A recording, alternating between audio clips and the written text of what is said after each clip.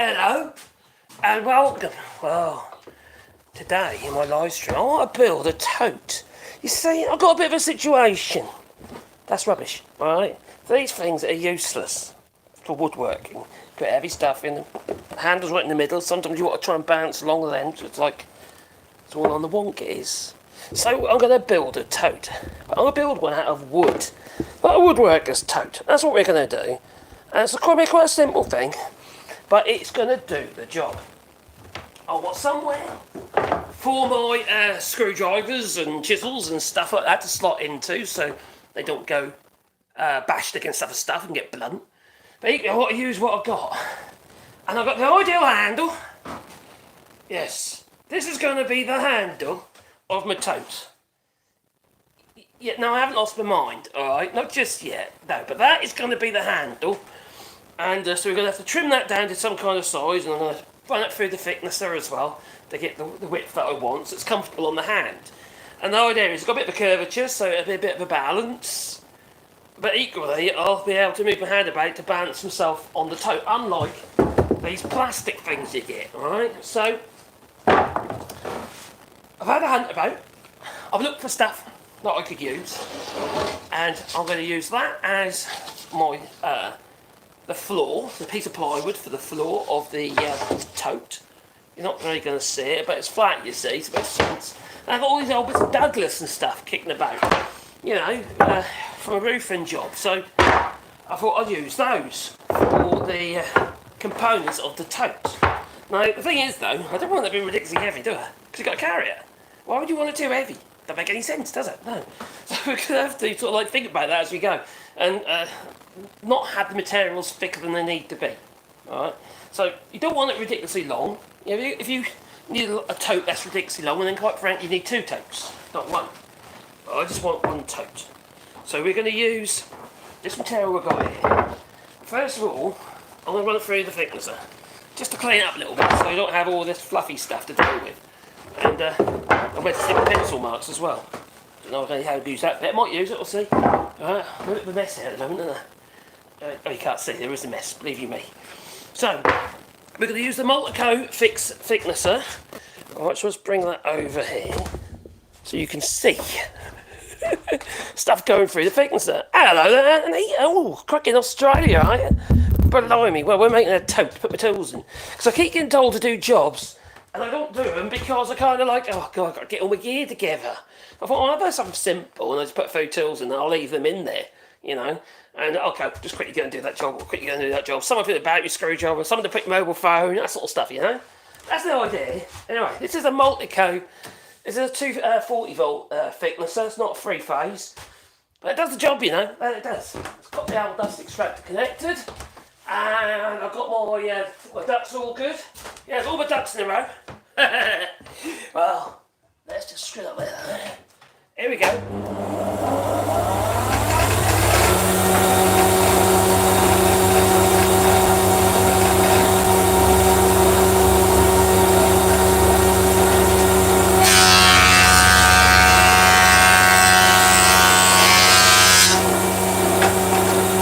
That's one bit, Douglas.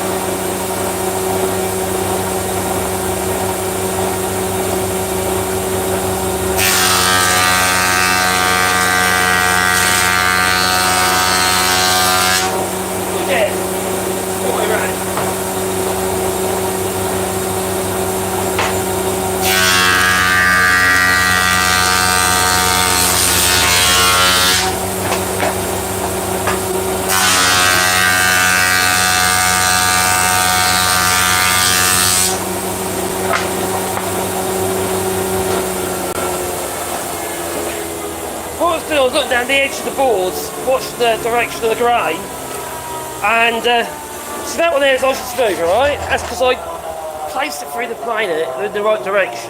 So it's gone with the grain, where the grain exit the piece of timber is actually, just brush the tops of it, so it's actually nice and smooth. Whereas this one here, I put that in the wrong way around. Now, you can see that there, that's like rough. Yeah, it's like, it's not great. The same on that one there, because I went the wrong way. It's lifted the grain. So effectively, I was going in that direction, the cutters are going that way, and the grain's pointing up that way. So what's done, it's like thicked it up. So you get less of that though. If you use the helical cutter on a thickness, which is like loads of little tiny cutters, you get less tear out. But I'm not about to change them in that, It's what it is, and it is. So far so good. I'm wigging it, Should we draw a little doodle? I think we should draw a little doodle. Have some idea of the kind of tote we want to make. So you got an idea what I'm on about, alright? Alright, I've got a blackboard. Here's one I prepared earlier. Where's a bit of chalk there? I need to clean that off, don't I? Right, let's get a rag. That'll do. Dee. Oh dearie me. Oh,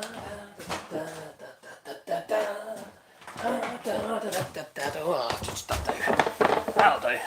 Right, sort of. Let's look for my liquid. Alright, so a tote is like basically a box, but with a handle. Now, some people do this with a tote, so it comes down like that, like a little slot in there like that, and that's a tote. Well, you put your hand in that bit. Okay, sort of like that. Another way is you got, like so, your tote. You don't have to be angular. And then it continues up either end, so to speak, and then you have like a pole for a handle. And, oh, crikey, that's terrible. And oh, blimey. Oh, dear. So you could use something like that for your handle along the top of your tote, alright?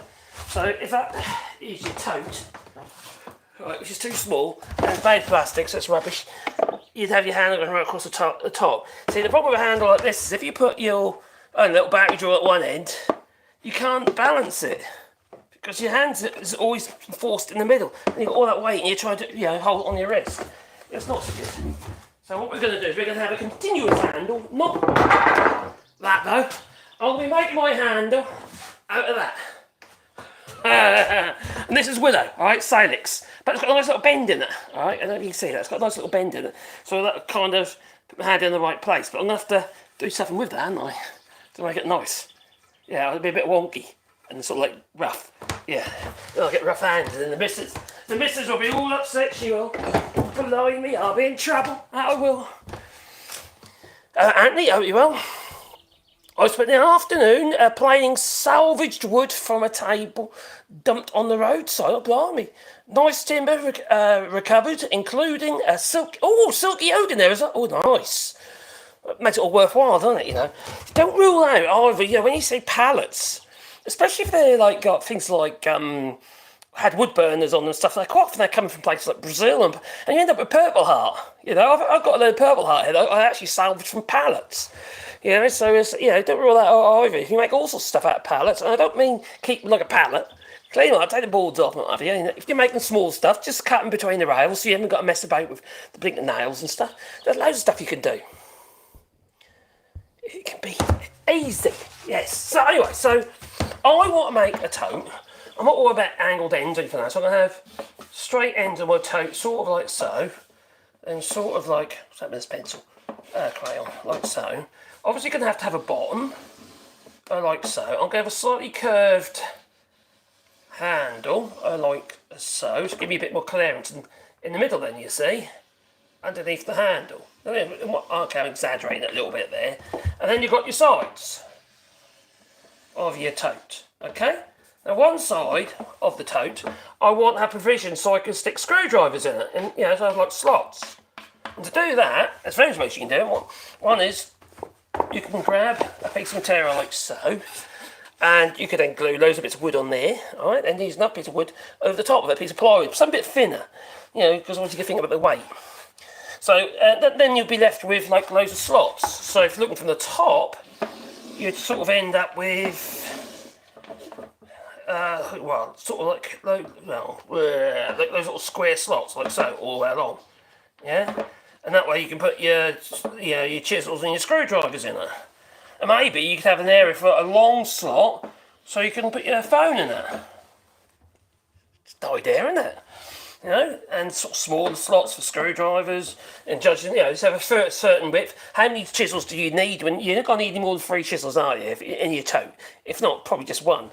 You know, if I was going to take a chisel around with me, it's likely to be a 3/4 chisel. You know, it's about a 20mm chisel, or bevel edged or something like that. Oh, for me, it'd probably be a firmer, because I like my firmer chisels personally. Yeah, sort of thing like that. Then you'd have your ends coming out like that, just like that, you know. Right, and then from the top, you then have your handle through the middle, like so. Then it gives you all that space. Remember, the handle needs to be in the middle. It gives you all that space underneath here. Now, what you could also do, if you want to, you could offset the handle. So you basically have it. So if you think you've got a right and a left to the actual tote, so one bit's against your body. If you're right-handed, you might want it a little bit narrower on the left, but have it so it balances to the right. So you'd end up have more weight, like all your chisels and heavy stuff on one side of the tote, and the lighter stuff on the other side of the tote, which is no, heavier stuff would be cut nearer you, wouldn't it? No, you don't want the chisels near your legs, alright? Because they'll be jabbing you as you're walking. Anyway, we're winging it, alright? We're going to wing it. A sort of thing, sort of. Yeah, let's hide that. That looks ridiculous. Anyway, let's put that over here. It will evolve. It will evolve. Right, I want a 2-foot tote, so 24 inches-ish. But some of this will depend on the material that I've got here, because obviously they're a certain length. I've got this piece here, which is longer, so I could get one out of that, one side, maybe 2 sides actually. But this isn't Douglas. This is some nasty stuff. You know, it's actually the board that you get where it's all got glued together, and you buy it in a sheet, and it's really. It's light, to be fair, it's fairly light. It looks like balsa. I'd rather use a Douglas though, right? So that one's a nice long one. And that one's actually quite a nice long one. Okay, and what length can I get out of that? 20 inches? Yeah, we'll end up with about 22-inch long tote. That'll do. I'm quite happy with that. Oh, my giddy aunt, the dear missus has turned up. I'm quick, keep an eye on me. Yes, darling, I'm working and I'm earning loads of money. Are you? No. Because we're building a tote. Oh, okay. Not one like that, though. No. Because that's plastic. Yeah. That's wood. Like a wooden one. Gonna make a wooden tote. And I did tell people, though, that I told them that I'm making a wooden tote because I look like I'm doing something. So I'm always ready, then, you see. It's like having a pair of... Ready but never do. Yeah, having like a pair of 6 shots on your belt, and I'm always ready then, you see. Okay. Yeah, so I'm not wasting time. I'll keep you up to it. You keep me up to that, will you? Darling, can I have a drink? What sort? Oh, where's it going? I'm going to be naughty. Beer? Oh, yeah. She's going to give me a beer. Yeah. Anyway, so... Like I say, I'm going to go with the flow. This is going to the length of these is dictating the length of the tote. So I might as well actually just cut them and just use them almost like my measure, so I know exactly the length all the time if I'm doing everything else. But also, they're too wide. I don't want a tote that tall. No. So we're going to make it a little bit narrower. And that way I'll get rid of these knots then, probably. Or this nasty bit here. Is that a nasty bit in there? No, that's all right. No, that's good. So, I don't like that bit. So I'll try to take the best of the material out of that. Then do the same with that one, and that'll be the length. So we'll go to the table saw first. And no, I haven't got a riving knife before someone says, "Where's your riving knife?" Oh, is that the perfect glass? Oh, that's perfect glass. Got to be here. Put that over there. Thank you, my darling. You are a gem. I do love you. Yeah. Is that so you can do some work this afternoon somewhere? Probably. She will remind me that she will. I'll just check, make sure it's fairly straight, and it's not. Oh, is that one? Do you know what I'll do first? Let's true an edge up. And I can do that on the old thickness over here. Not thickness of the planer. Let's do it on the planer. It'll be quicker. Alright. This one here. We good hand plane. We'll do that as well. Do a bit of both, maybe. Quite get rid of that dodgy drawer and get that out of the way. Lady. Oh, these things are sent to try me, that they are. Right, so this is an over-under plate, a 10-inch. But it's ideal for what I need, you know. Oh, right. But I'll need to move that over there. So I'm on the right. I'll just move the gates for the dust extractor. And close that one off here. You can't see it, but let me show you what I do. Right. This is my. See on the ceiling there? I don't buy stuff, I make it, alright? You see this here? This is the gate for my dust extractor. Off, on, off. Alright? Because that goes to the thickness and I'm on this one here. I ain't got no automatic gates and stuff like that. It's too fancy. Yeah, not too fancy. Wait for that, don't leave all that exposed, do I?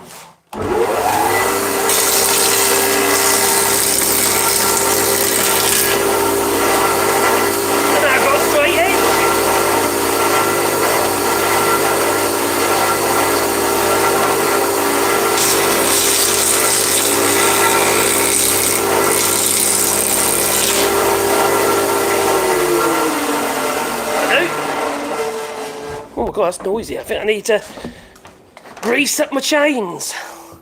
Or clean them, or do something. Something's going on there. Sounds very nasty. Alright, now... Is this a case where you have to draw a plan after you made it? Put it on the website, probably. Now, I've got a knot there, which I don't want to fall out, alright? I think I'm going to go for 13, around 5 inches. So it's about, well, 5 and 8, I reckon. Which is about 13 centimetres, 130 millimetres. And then we can cut that. That's way too high at the moment. So let's... Oh! I've got a job to do on this saw. Oh, I've got my cogs. That I have. And that's for the rise and fall. Because the belt keeps breaking on these things for the rise and fall of the blade. Which is an absolute nightmare. So I've got solid. I'm not buying these belts. Belts are expensive as well for the rise and fall. I keep trying to get pattern ones for them. I can't find them anywhere. But anyway, I've got a couple of cogs. So I was going to do a chain drive on the end here instead of the belt. So I have to do a bit of a bit of jiggery pokery to make it work. At the moment, I've got it on a 3/8 ratchet. That's not ideal. Really isn't ideal.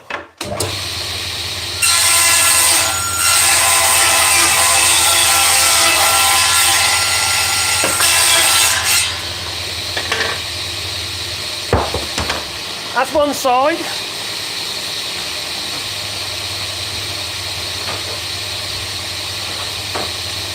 Oh, I just realised something. Nothing there. Right, so it's a bit jiggly pokey here. I'll try to get rid of some of this nasty stuff. First of all, I'll remove those knots. I should have done it this way around in the first place, shouldn't I? And wherever it comes, it comes.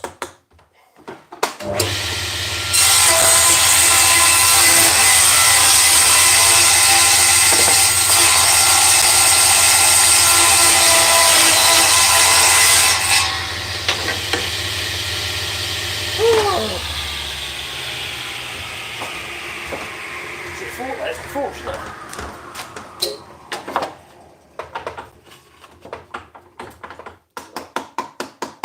So I'm going to go slightly less and I'll run this through here again because I don't know why that's straight, but that's not straight. It's my own fault. That'll do. So I'll run that through first.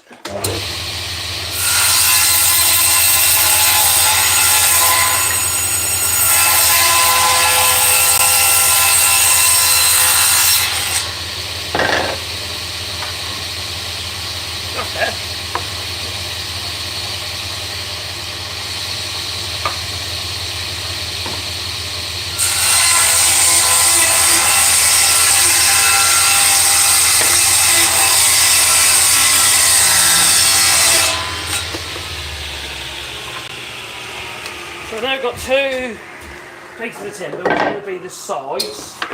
One's going to be a plain side and the other one I'm going to have for tool storage. But first of all, we're going to trim the ends to the maximum size I can get out of it. So let's go over to the radial arm saw. This is a DeWalt Power Shop. It's the old DW125. It's quite an old machine. In fact, I've had 3 of these machines. And this is the oldest one. They're all of them were second hand. I had my dad's once he died, and he had that from new. But that was so worn. Yeah. Oh my giddy aunt, I got a slug on my saw. Who on earth has a slug on their saw? That's gone. Oh, it's disgusting. Why have I got I don't know what's going on around here, I'll tell you. I got to look professional because I've got to put the dust extractor in, you see. People are watching. Yeah, that's why. What's going on there? Something's happening. Oh! The pipe has come off. Up top there. Well, that ain't very good. Where are my steps?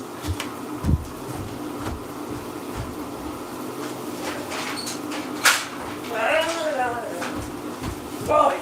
Let's get both the old like button. Help the channel, you know. Then I might go live again. Yeah, up top there. Right. I've got a container just there. And as you can see, it's got like a little vortexy thing on the top. And what it does, it reduces the amount of dust going into the filters of the vac, which is in the other room. And also I don't have to listen to the thing back so much. But for some reason, I don't know why, it's pulled out of there. That's it, that's better. That don't normally happen. Well, it did that. That sounds better. I'll hopefully suck up some of the crap.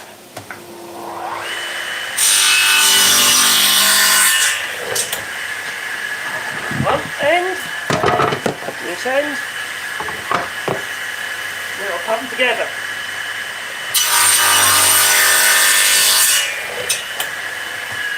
I'm kind of dictating the size or the length. So I'm using what I've got, you see.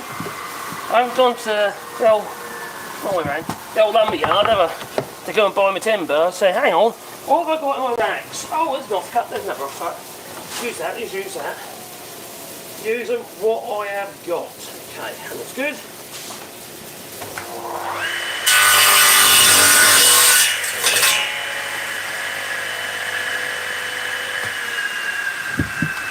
I could just nail this together, but I'm probably going to use some form of jointing system. Whether it be just I don't know, a biscuit joiner or the Festal Domino Dowler or something like that.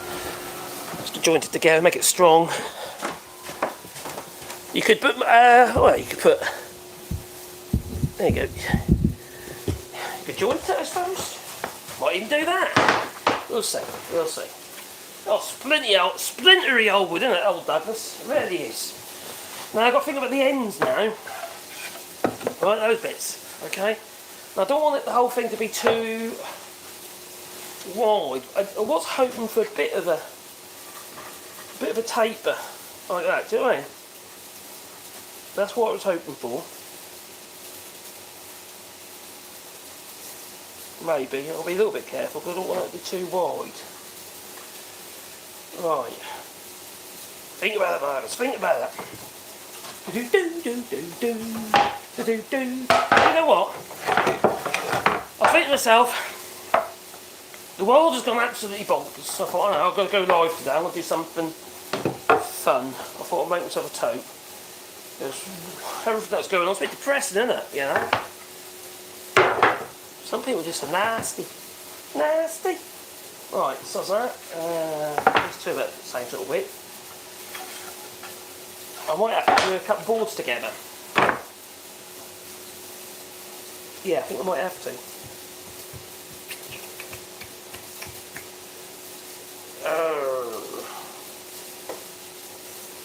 I think I will. It's probably going to be those two. Or, I don't need to wide that. Or that and that one. So a joint a board, I think. Right. What's that? Close to the sides. So we can deal with that while the glue's going off.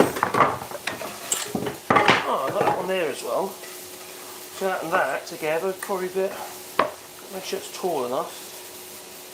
Not going to be tall enough for that one. So maybe just those two then. Those two. Gonna have a tape at the top. Yeah. Right. So we'll joint these two together. That's what we're gonna do. First of all, I'll use the old planer again, then we'll finish off with the hand plane. Shall I turn that vacuum off?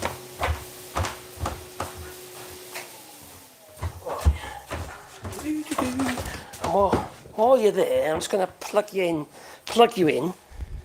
So I don't want the battery to be, how to put it, heating up the screw.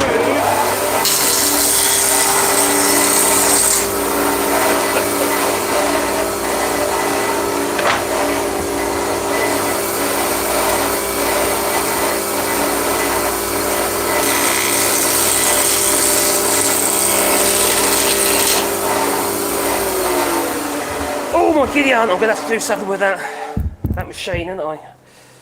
I'll take the side cover for that off and have a look at that. Right, so we're going to, tell you what, I should have done, that's what it is. Right, so let's clean it up with a hand plane first. That way around. I don't go against the grain. And we'll use a number 7. Some people call it a joiner, but it's number 7. And it is. There you go. Oh, it feels so good. Feels so good. Oh, it's better than sex. Oh, don't tell the missus. Don't. I'll actually tell her because, you know. Right, I'll do that. Hopefully. We'll see in a minute.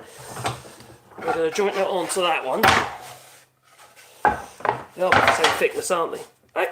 Hang on you a minute. Hang you on a minute. No, they're not. That one thicker than that one. Should I use a different board then? Or should I just run this one through the planer? That tells me. What's that board like? Ah, I know why. Let's just run that through the thicknesser. Do do do do do do do. Oh, look at that naughty bear. Oh dear. Yeah, I feel a bit down today with everything that's going on.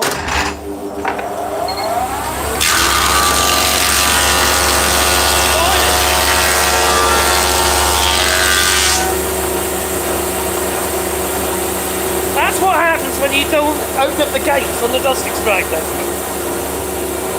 Now I've got a mess. Oh dear, never mind. Say the V.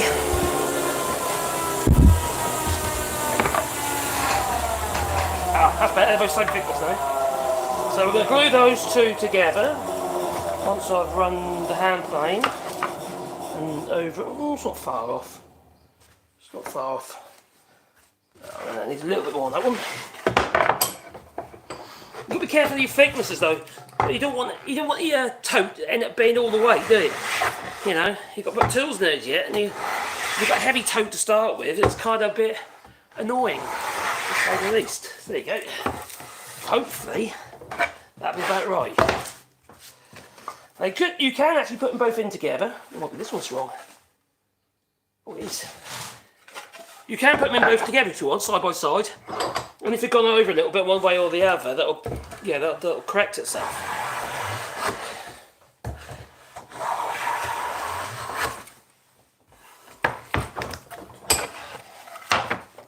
Oh, that's better.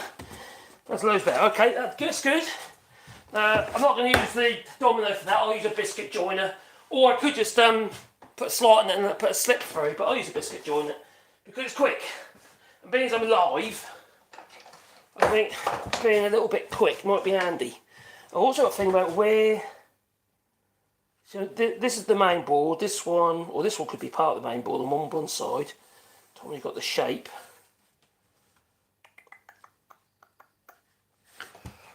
So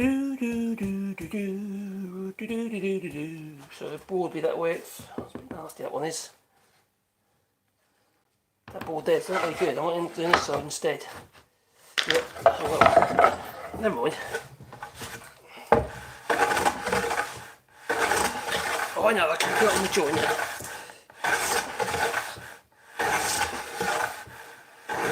Do it from the rough.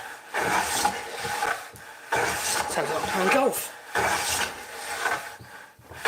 I used to play golf, I was useless though. Absolutely useless. Everyone was waiting behind me. I wasn't really playing golf, I was learning really. I didn't really enjoy it, to be honest. That'll do. There's that there. That'll do. Don't be that much could have used. There. That'll do. So, if I'm going to be going from there, put one there, one there,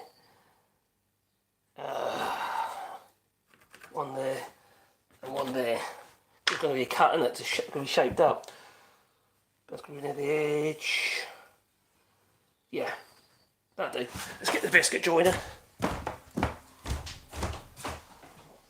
Ooh. Hang your knickers on the line. When they're dry, bring them in and put them in the biscuit tin.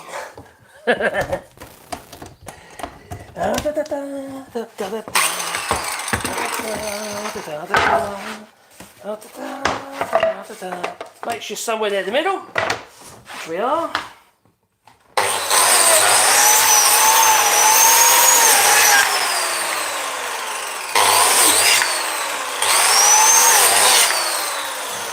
I'm supposed to be building the door, but I'm making a tote instead.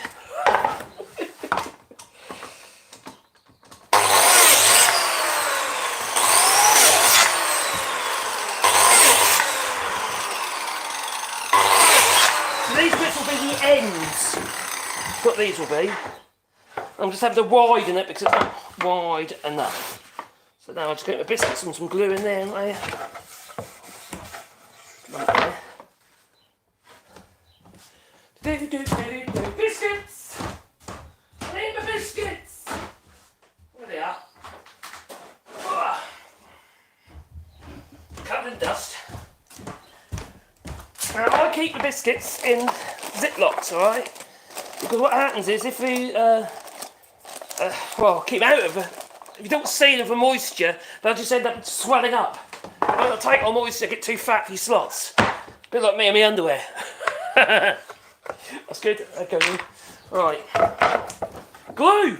My straight glue. Which one should I use? Could use PU glue, but I'm not going to. I am going to use probably Cascarex, because it's quite quick. And I'll glue these, clamp these up, and I'll put them outside where it's a little bit warmer at the moment. Oh, get to the pot. There we go. Oh. Alright, let's get you on there like that.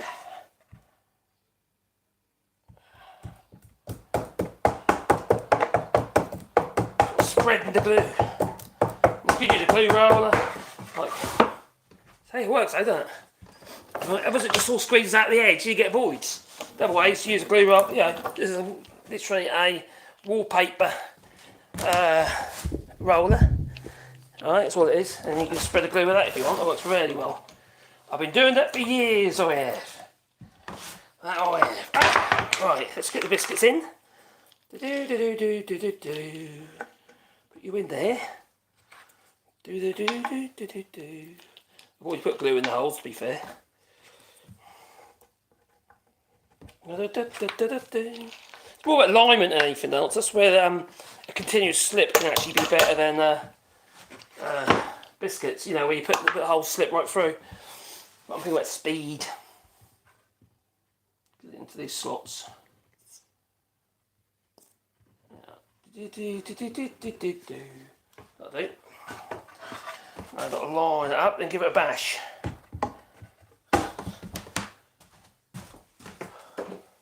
Right, here we go.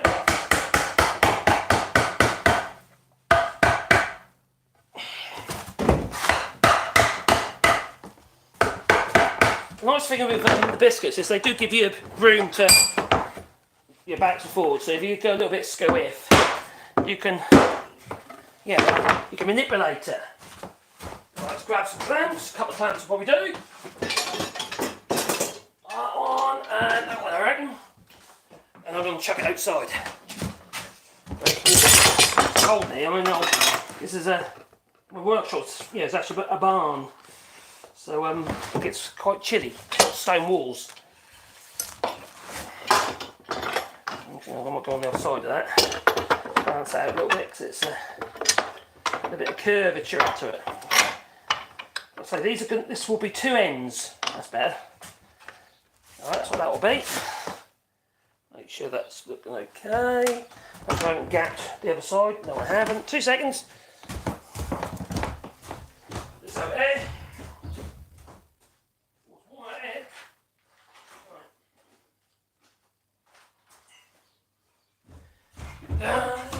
That glue's supposed to, well, it says 10 minutes, and then that's longer than 10 minutes. Casterex is by Eureka Glues, 70 glues, so it's very kind of them.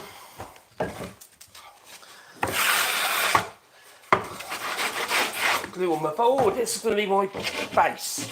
Right, we know that's going to be the ends. Alright, so I've got an option here. I can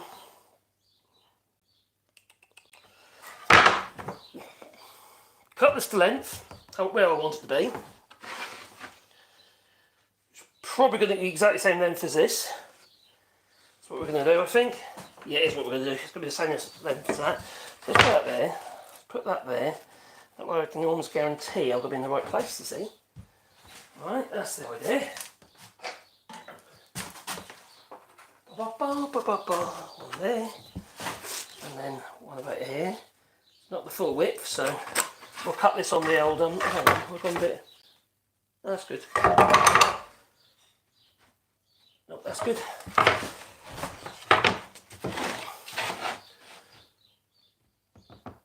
Just for visual purposes. Right, so we'll cut that to length. I better make sure that end's square as well, mightn't I? Before I get carried away. Don't make assumptions that something has already been cut square, especially if it's not cut. Oh no, we're good, we're good. Double check that's going to be square to that line. That's good. And then I have to decide how wide I want my base, and I'll just strip it down to width, allowing for the fact it's going to have to slot into the side rails. I'm not using any patterns. Which would make sense if you're doing a lot of it, wouldn't it? Eh? It really would. What's going on up there? Hello there. Hello, Carlos, Tours. Say hi. Hello. Hi to you two. And Pete and Muller. Kev Penn, hello there. Said hi. And Janine Bruzy. And Chrome Dome. Good to see you working indoors this afternoon, Marcus. I figured you'd be out in the field. Yes, love to stick around, but yeah, I'm off for now. No worries. Yeah, it's yeah, it's actually quite a nice day today, to be fair. I have been outside already, so let's go and cut this. We're going to do that over there again. You don't have to use machines. You can use well, any old thing really. Pencil will do. No. All that stuff. Yeah. Right.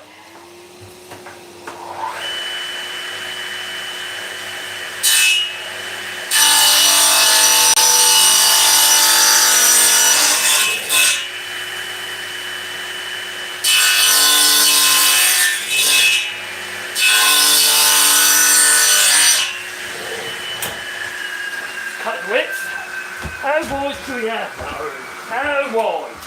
Oh, you decide. I don't want it so wide that when you walk you're going to bang your legs, because that'd be really annoying.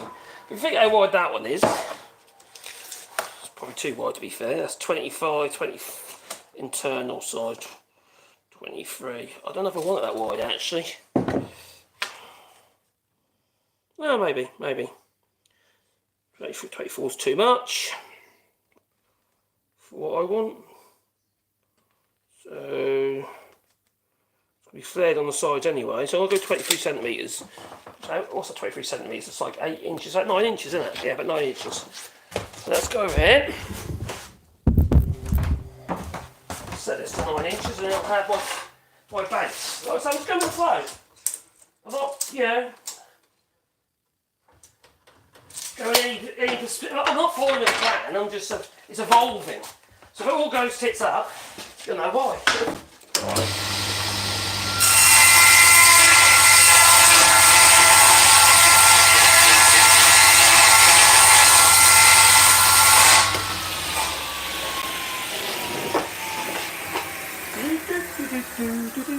So that's my base. That's going to be the bottom, right? So it could be a piece of old, well, whatever you want really. It's a tote, isn't it? It's a tote. It doesn't really matter, you know. But we're going to have that on there like so. And then we've got these two sides, for which I'm going to have at a slight angle. We can't see. Bring it back over there a little bit. Move that over here. My wires are all getting caught up there. Alright. So how are we doing for it's charging up? There it is, that's good. I spent the afternoon planing salvaged wood. Oh dear. Biscuits are for people who don't know the joints properly. No, they're not, they're just useful. They're fast, they're convenient for aligning boards, what have you. I'm making a bloody tote. We're not doing Chippendale today, no. And also speed. And I'm live, so. Yes, I could put all thick and funny, fancy joints in it, but I don't want it. I want shirts. And the other thing is, that's kind of a bit disingenuous to people who are just starting out and want to give things a go, but not necessarily want to, well, not wanting to, maybe they're not capable of doing, you know, fancy joints and stuff at this stage. Now, I don't want my my base falling out, do I? So how am I going to do that? So you could just nail it to the bottom. That's what a lot of people do. You know, put an angle on your joint if you're not angled, and just nail it on the bottom. I might even do that. I don't know yet. But then you'll be relying on the screws and the fixings, or you could actually put a slot in here, which you could use, you know, channeling plane or rebate plane, or you know, router plane. So just put your slot in. You could do that if you wanted to. Slot that in. Obviously, it need to be at an angle because I want it a little bit flared, not too flared, because you've got to think about it, you've got to bang your legs. Just a little bit, alright? That's all I want. I don't want it to be like that. Right? I want it to be just a little bit. So you're not banging your legs on it, and it's going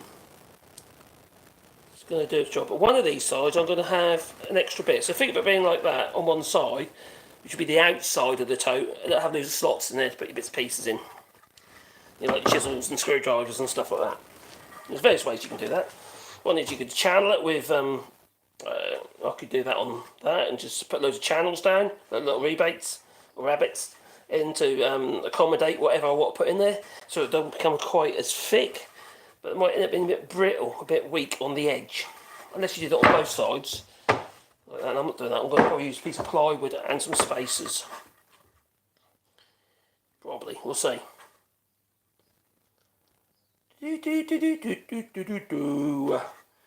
Right, so I'm going to slot it. I don't make it too shallow either.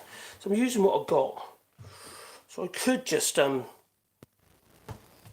fix it on, so to speak.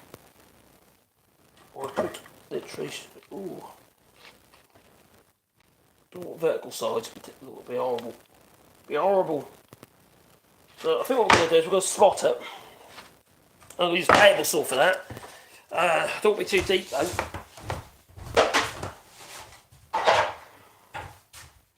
Oh, here we go.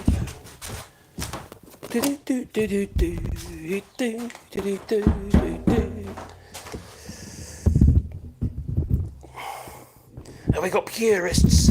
Probably. We've got purists in the room. Right, so that's too deep at the minute. I don't think how deep I want that to be for the slot. If you go too deep, then it's really weak. Like that probably. Yeah, it's about half at the minute. Maybe that's too much.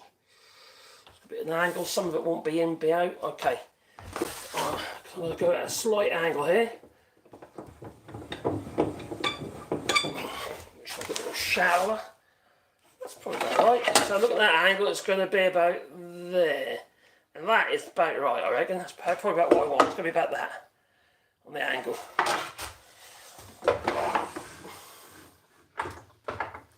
Now I've got to make sure it's going the right direction, because that'd be embarrassing. Oh, I give you I've got the wrong direction. Which that is the right direction, alright? I don't want too much, too thin at the bottom. Otherwise, every time you put it down, you're at risk of banging it and just splitting all the way along where the that slot's going to be, the rabbit. So it's probably about there.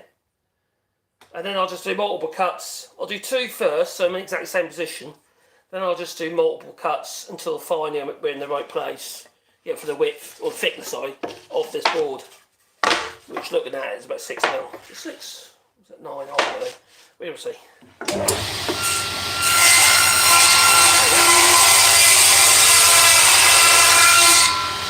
Double check.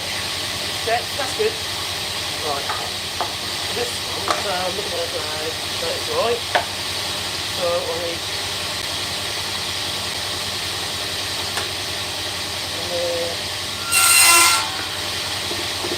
Well, I think so, right. That'll be in the other direction. Yeah, that's great. That's fine.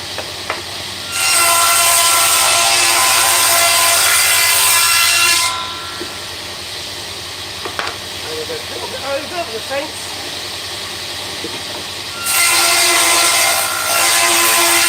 Finger size 2.7 millimetres. So that's not too far. Forget, you're all the way over there, you are.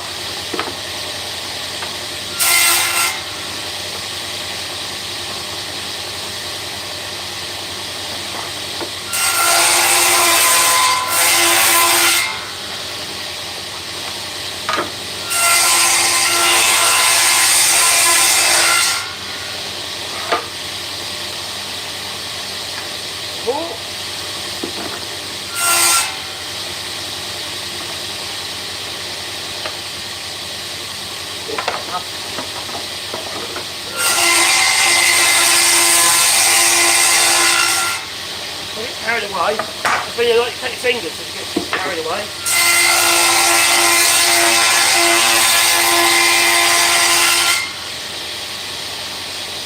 Glad you took a cut then.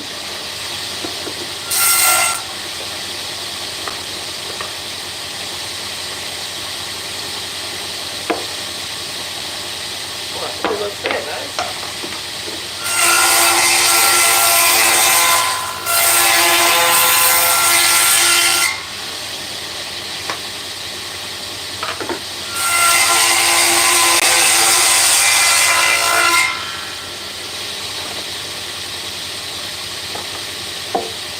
Loose, it's a bit broken. It's probably a little bit too tight.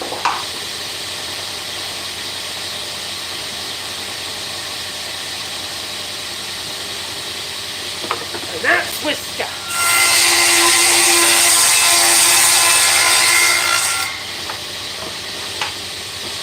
That's it.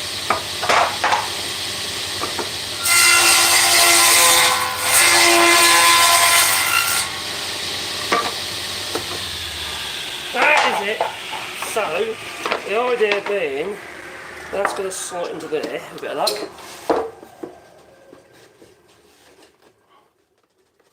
Probably slot from the end might be a bit more sense. I was a bit tight at that end, I was a bit tight at that end. Not that end, so look.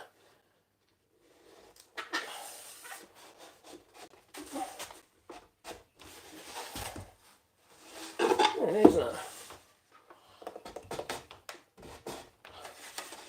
Too tight, it's going to split, so I'm going to just go a little bit more.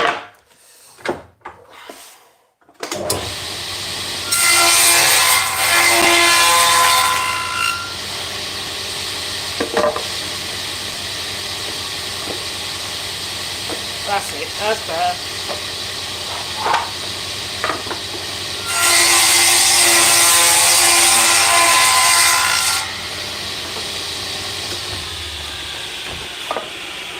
If I go too tight here, effectively good at snapping it off there, especially on this old Douglas. Douglas fir, which is an Eden fir. It's actually a pine tree, there you go. Got pine cones. So anyway, so that's That's about right. Yeah, I'm happy with that. So I've got a bit of an angle going on there, but not too much. It's not excessive, is it? It's enough. That's good. That sounds big enough. So let's bring you back over here. Back to the bench. And plug you in again. So I don't run out of go-go juice. Right.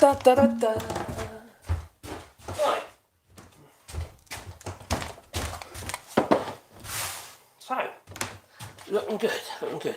Now one of these needs to have, which would be the far one, whatever one that ends up being, it's going to have the tool storage. The other side isn't, because I won't be able to put a battery drawer, for instance, in it without it having loads of obstacles in the way or being too close to the handle.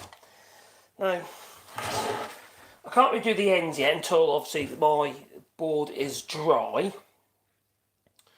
We're not having any dividers down the middle, I don't think. There's no reason what you could do, but I don't think I will. Or will I? Let's have it. We're evolving, we are evolving. Well, am I devolving? Might be devolving. But before we do that, we've got to, before we devolve, we need to create these tool storage. So I could use this piece of board here. Maybe. No, it's not long enough. Or would a bit of ply make more sense? I think it would, you know. Keep the weight down. Yeah, see what I've got. Oh, my dog is coming here now as well. He probably wants a treat. Hello, Sebastian. What are you doing there wagging your tail? Huh? Is it 'cause you want a treat? Is it? Is it? What you got on your nose? What's that on your nose? Oh, your food. He's had his dinner. So he's had his dinner, now he's coming here for treats.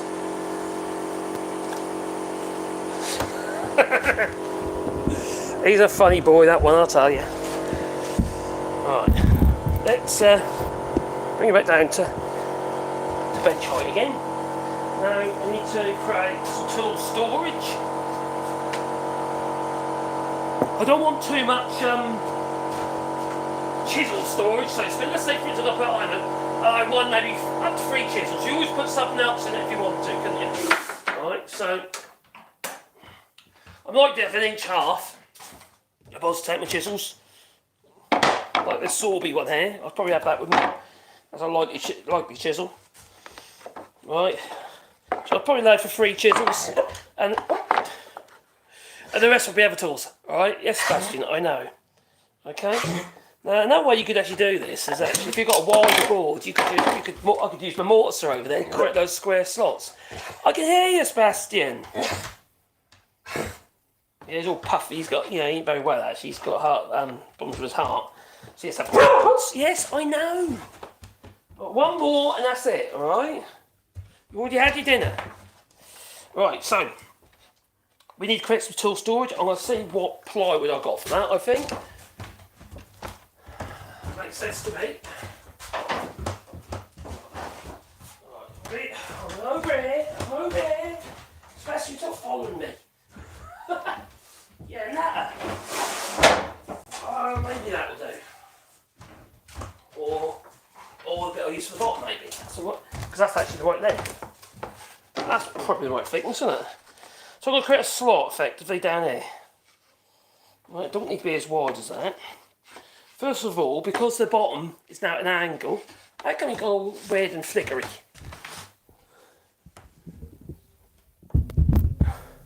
Why is that flickering? That's an old shutter speed, isn't it? It's going to dark a bit. Shouldn't do that. And now I've got a green background. Oh no, I've gone green screen, haven't I? Let's take that off. No, don't want green screen. Well, I didn't know you could do that. Don't want that. What's that one? No, it's not that one. What have I done? Oh, there, what's that one? That one is retouch off. See, that looks like green screen. I don't want green screen. That's better. But why is it flickering? I'm going to turn that other light out. I think that's too bright and the shutter speed is too high. Try that. Still doing that.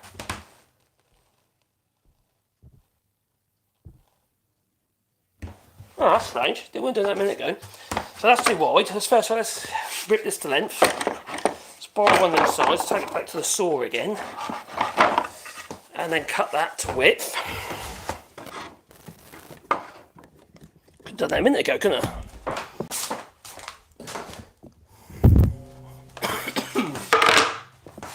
So the angle's already right, isn't it? Because it's the angle for the slot, and that's what's dictating the size. So let's grab this. I'm thinking to myself where I want to be. Let's just do that one angle. Do the angle first. Start on that one. Too high. There we go.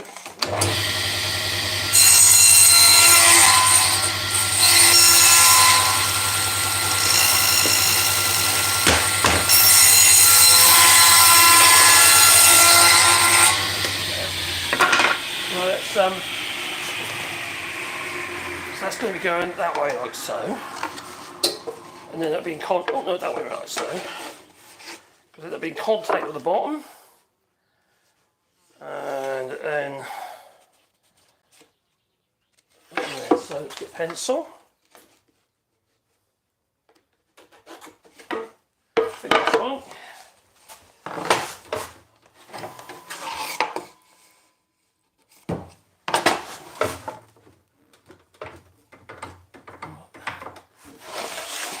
Should be a bit right.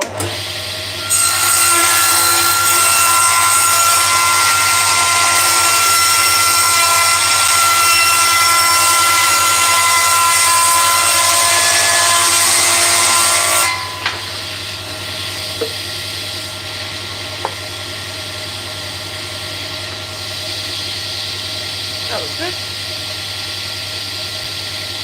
That was good, that's right.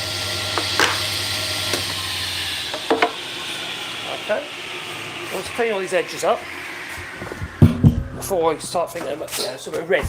So I don't end up getting a bit carried away and then glue it all together. Oh crap, I ain't cleaned that edge up, I ain't cleaned that edge up.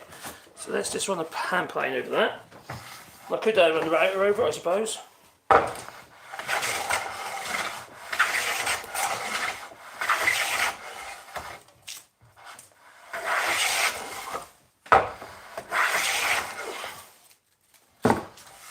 One.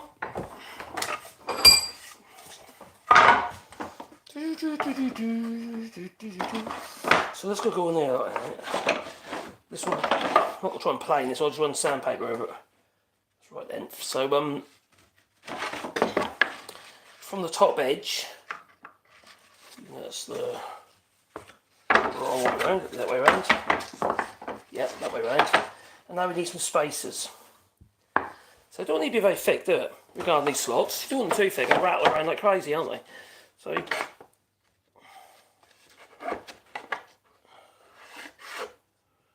right, so at the moment it's going to be about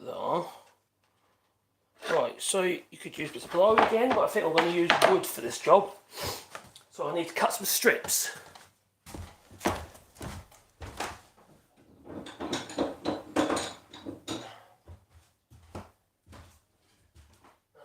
Douglas here, so I'll decide on how thick I want them to be and just rip a few down and cut through to length. So rip a strip down. So I need what, one? I need several really, aren't I? And then we can just glue and pin those to the inside of that one and then that to that one.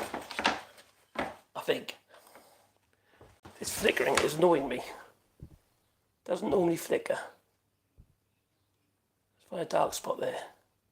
Nope. That's not helping. Why is it doing that? I don't normally do that. Oh well. So, yeah, just going to quickly rip that down. I don't need to tell you that. Do that 10 mil, I reckon.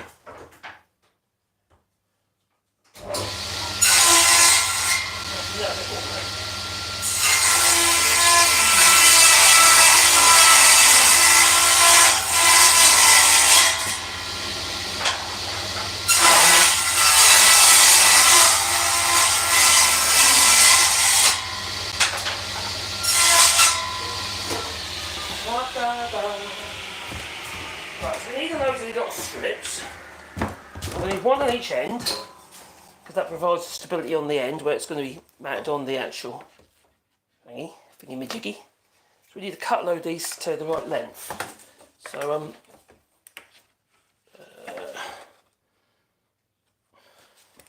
they don't even need to go all the way to the bottom, to be fair. You could just part way, but we'll go to the bottom. There. And there, that'll do that about right. And I'll set a stop button and I'll cut a load. I don't know how many I need, but I'll probably need more than that. Let's go over here. Extractor on. Cut one first.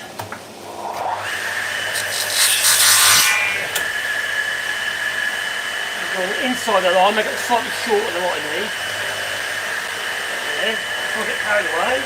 Put a stop there somewhere.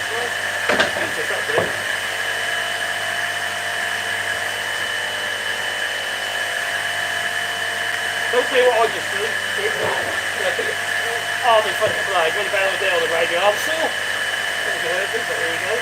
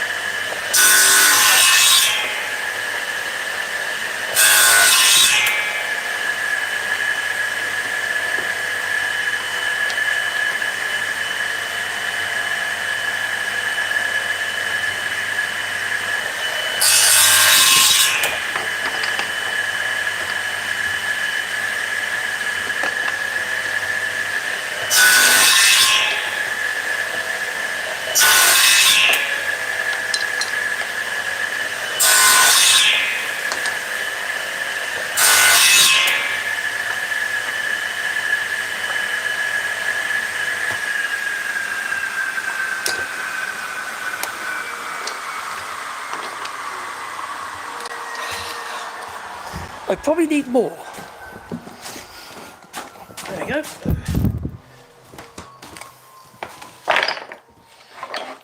I'm just going to pin them on. I'm going to just use a bit of glue and a few pins. Let's use the 23 gauge. Skinny little things that these are. Tiny little pins. It looks like there needs a few more in there.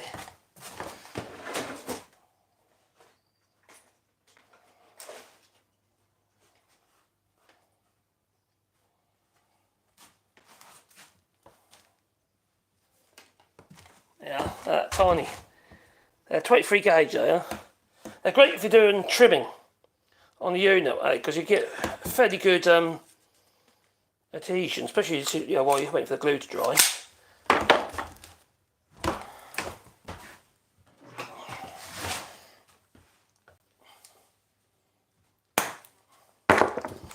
Don't get oil out occasionally. Just a bit, not the way. Side. So this is one we'll make sure I put it on the right side, it says. Oh, that's the right side, that's the right side. I'm working from the top edge. Regarding my piece of ply, that is the right side, is that one there. Yep. So I'm working from the top edge. That is literally going to have to be fitted on there like so. So one on each end. Should I sand the ends a little bit? So make it a little bit easier.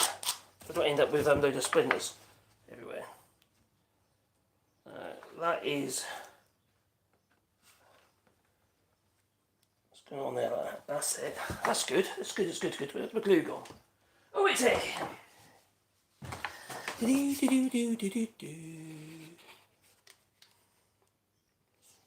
This is Cascarex by Uric Glues.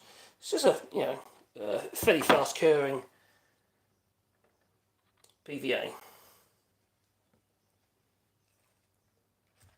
Now these bits are going to be used for the spaces for the tools. You know what? I might be better off with a nail gun actually.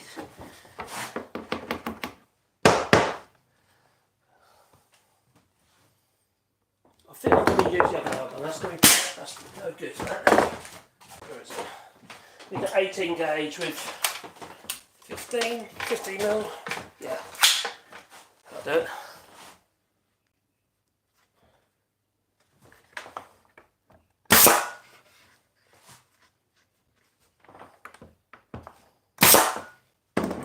That'll do. That's good. On this end. Got the old splinter, don't they, old Douglas?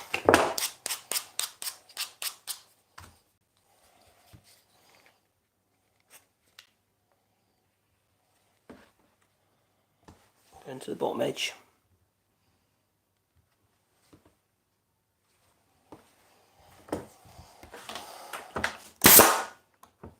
Now, when you use a nail gun like this, if you put the nail gun that way, the nails could go like that, alright? Either side of the actual nail gun. So whenever you're going across this way, you need to make sure that you are this direction. Otherwise you get up with nails coming out the sides, which obviously is not going to be very useful. Right, so I've got 3 slots this sort of size, like that. Yeah. Like that, I reckon. You don't need to glue these ones, to be honest. Really splinters though.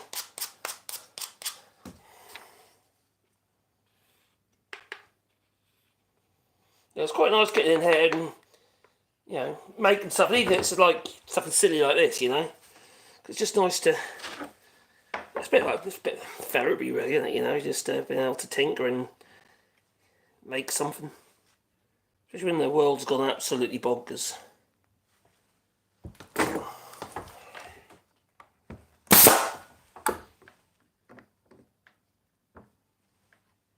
and keep it parallel.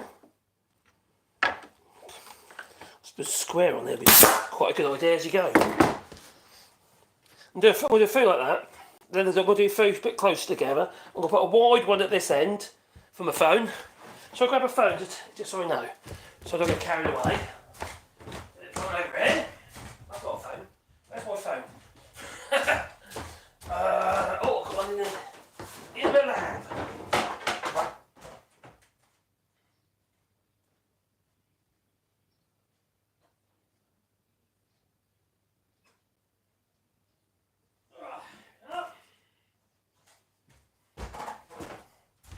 Making the handle's going to be fun, out of a log. Right, let's think about a second. It's going to be that way round on that side. Oh, that's good, so the phone will be there like so. So make sure you've got enough space. Maybe another wide one for the battery pack. For the phone. I don't need that many tools sticking out all over the place.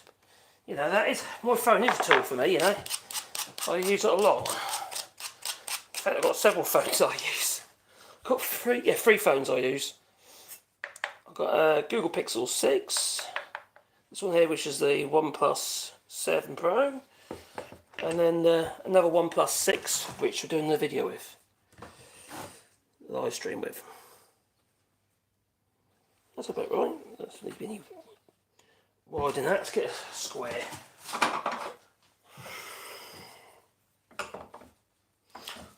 Nail on one side, move that out of the way so we won't end up putting a nail in it.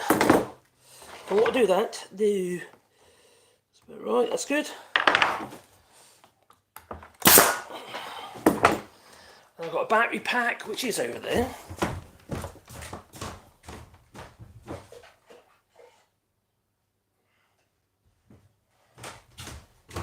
Which could be the width of another phone actually, to be honest. But sometimes I do have 2 phones on me. If I'm doing a video or something that I'm doing, actually the battery pack will go in there anyway. Let's do a second phone. You always put other stuff in there, can't you? Don't have to be the phone. No.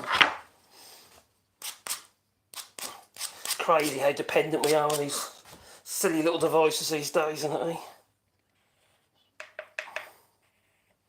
And the rest of them will be for screwdrivers and stuff like that. Right, that's it, but right.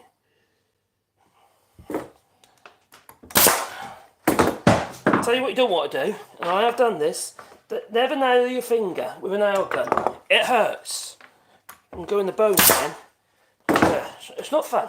Yeah. So I'll do a few more. Right, have I got left? Might need a few more actually. I think I will. Because if you're talking about a few screwdrivers, you're going to need 1, 2, maybe 4 for screwdrivers, I reckon. 3 for, yeah, I reckon so. So, let's go on to screwdrivers now, I reckon. Ah, dee dee dee dee dee dee dee dee dee dee.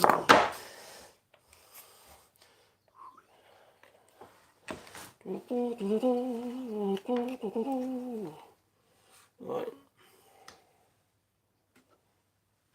Like so.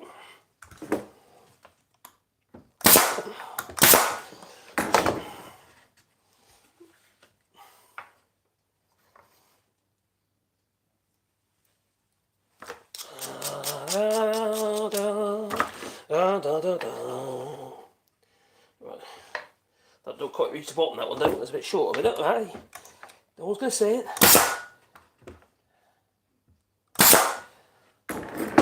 Right.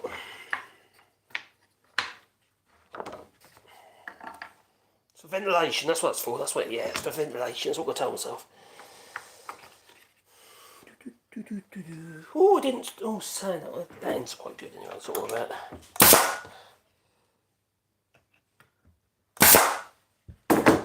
So, we will need some more, won't we?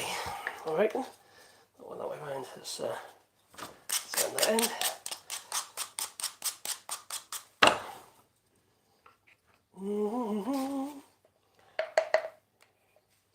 It's anyone can make this. You don't need nail guns. You don't need table saws. You can just do it with a hand saw, can you? Really? Let's be honest. Don't have to be that special. As long as it does a job, that's the thing, isn't it? Anything like this, if it's to do a purpose, if it's got a purpose, if it's got a job to do, well, isn't that the main criteria? If something does the job, if it's rough saw or whatever, you're bad. Just put sandpaper on it so you don't get splinters. You don't want splinters, do you? No, I don't think you do. That might be your thing. I don't know. I don't know what you're into. No, but it takes all sorts, you know. So it does. You can use one of them for your notepad, can you? So, these are all for us. So, I've got 1, 2, 3, 4, 5 screwdrivers in there.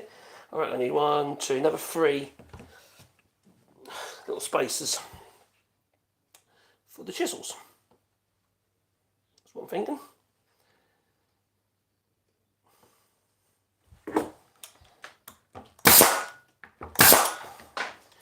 So, I'm just going to rip another bit of wood. Or whip this up a bit down a little bit more on the old table saw.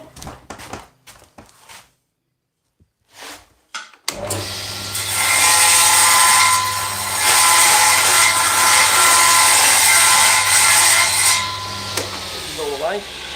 Got enough room there. And over here on the trusty old wall.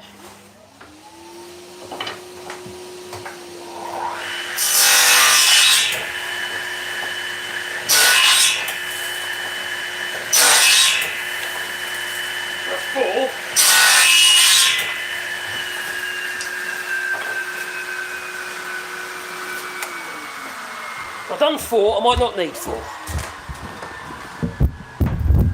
These just create the space a little bit of plywood on top of that, that'd be the spaces created, wouldn't it? So let's see what we got on. These are a wider one here. So that could be another one.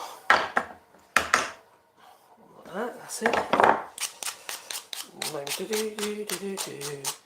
I'll take any chisel up to some size. I'll do a narrow one as well for the chisels.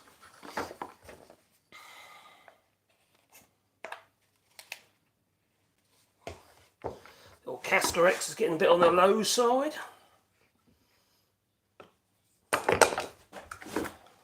Good clues though, if you're in the UK, I don't know if they're supplied to the US at all, or Australia or wherever you might be. The old, that's good. Eureka glue is just good stuff. And I'm a lover of Cascamite powdered resin wood glue. Oh, sorry. Powdered resin wood glue. And, That stuff's brilliant. I love it. I use it a lot. Not for a job like this, you know, but if you're anything outside, you know, a bit sort of waterproof. You know, there's no glue that's 100% waterproof, as you probably know. You know, the Cascabite, yeah, brilliant stuff. I use it a lot. Slightly narrow one there for 3/4 chisel.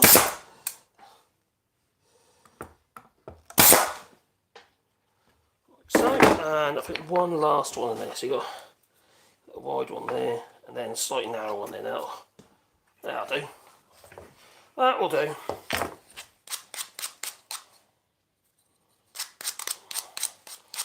Then I can go a bit of plywood on top of that. There's side stuff. I don't know how well the if the other one in there, put a wide one there. How well the glue up I've done. How well that's doing. But we've got other jobs to do. So I'll try to give that a little bit more time. I'll have to be fairly ginger with it anyway, because it's not much time, is it? You know, I've been gluing up the edge to edge like that. So make sure that there. And then we've got this. It's going to go on top of there like that. It creates all these little slots. Alright. Yeah. That's the idea. That's the plan. When the plan comes together. Right, so that's all the way around. Oh, no. But go that way around. Don't get carried away. Was that way around or was that way around? Oh, it is that way around. Hang on a thing.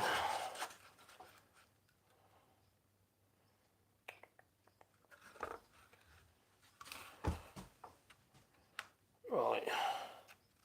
Oh, I see. Right.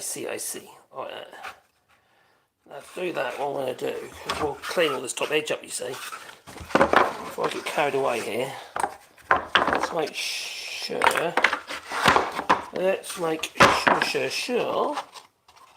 that it's smooth. Smooth as a baby's bottom. There you go. Right.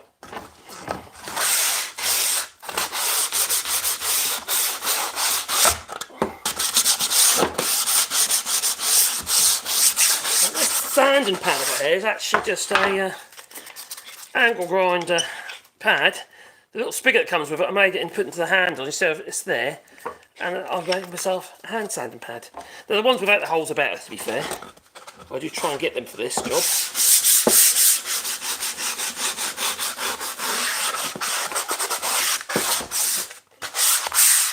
Right, okay, that's good.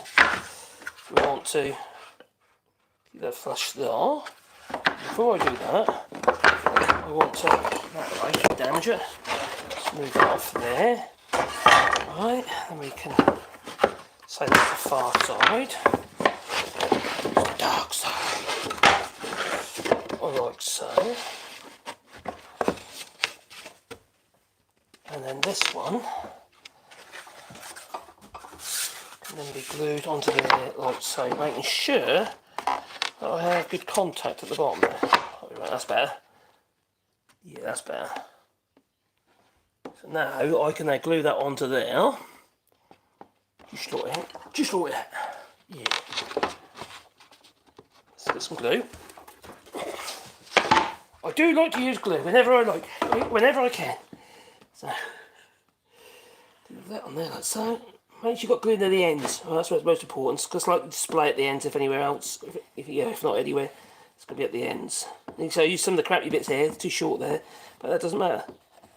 It's still going to do its job, no one's going to know. Apart from you. Right, so that's going to go on there like that. Carefully does it. And then that will go in there like that. And I want to make sure that that's it. So dust don't get underneath the edge, so just want to make sure that's on there nicely. Once I'm happy with that, I'll put a couple of pins and just hold it in place. And then I can take the bottom out and then pin the rest. I think that's about right. Where's my nail gun? It's way over there. Who put it all the way over there? Is that you? Right. That's that one. Just make sure that's good. Might be that. Right. Now I can. I don't need to do every single one. I don't think. Can if you want, I suppose, but I don't think you need to. The glue will hold it. The part size it's nailed from the other side.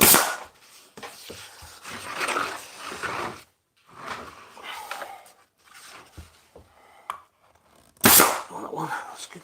It's on there.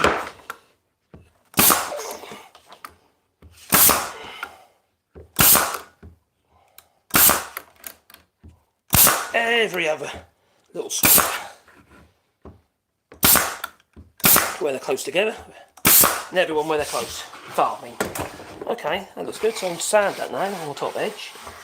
I can trim these two ends and making sure that this is still the same size. So I can trim that on the radial arm saw, flushed everywhere it comes. Like I say, I'm not trying to make it precise to size. As long as these two sides are the same size, that's all that really matters. So now we have that. Now I'm going to clean it up just with sand. I'm not going to try and run through the saw or anything because that'll splint all the ends of the Douglas fir.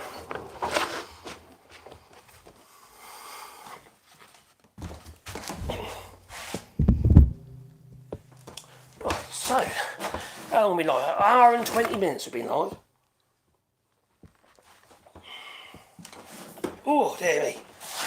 Now I've got fibromyalgia I have, and I struggle with vocal cords. So I've been trying something new recently. Instead of like eating loads of like menthol sweets, eating sugar, I've been using a vape with menthol, no nicotine or anything like that. Cause I've never smoked. That has helped a lot. It really has. There's a phlegm build up you get. Well, I get anyway. Everyone's different with fibromyalgia. I get a lot of muscle pain, like the usual stuff. Very good.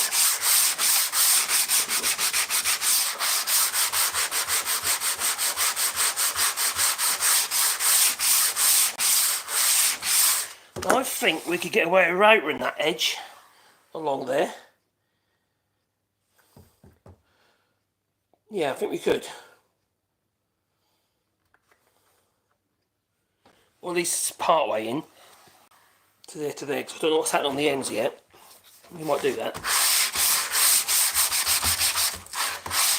Whenever you've got right angles like that, you like to split. It's damaged anyway. So yeah, that's really poking chisels about.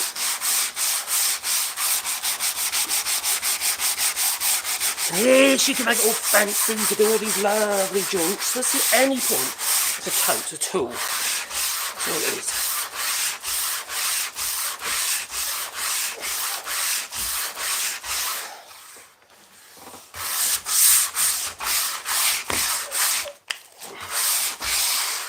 I'm going to take that arrows off.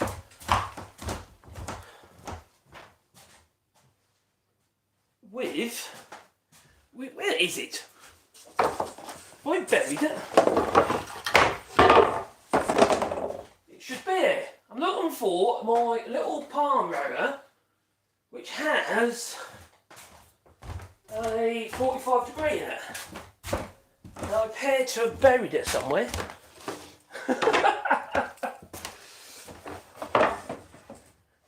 It's not there. That's got to be hand. What have I done with that?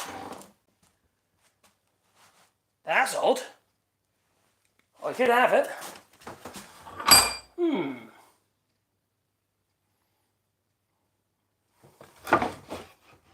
Can't see the lead.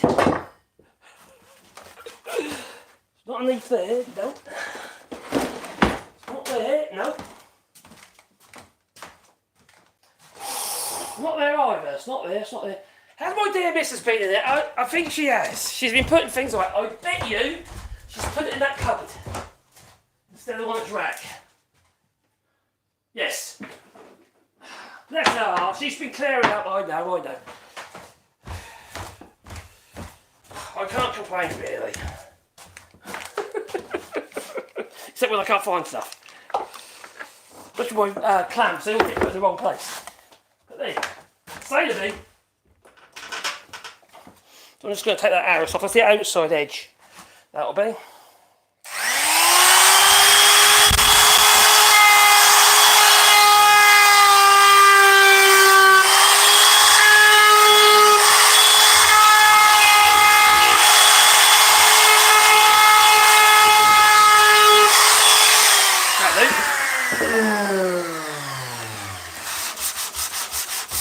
The dog's come back in there, he's probably got another treat. We can wait, he's just had one. Alright, that's better. Just take that other stuff there. I'm not going to do it on the plywood, so just wreck it. So that'll do that. Alright, now let's just cut these to length. Alright. Yeah, you just had one, you're not having another one. You had your dinner, I can tell, the evidence was on your face. Why is this in the way? There. So I'm going to just trim the ends of this so it's flush on the ends.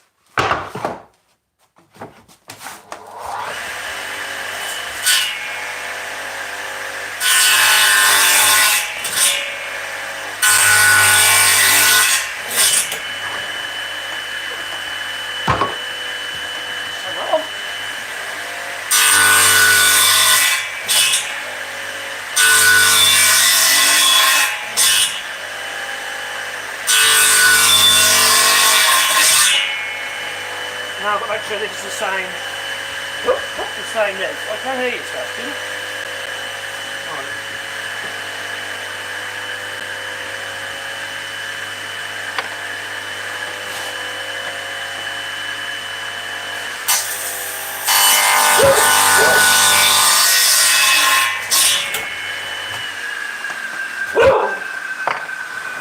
Enough! Oh, dear me.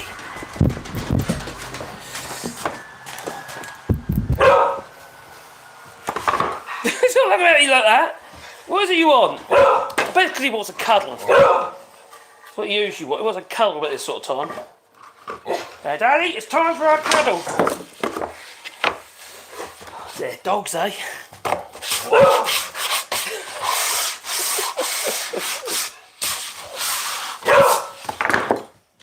Oh, you're not going to shout until I give you another treat. Go on then. Hunt for that one. Alright, so that goes in there. Right, like so. That one's going to go in there. Like so.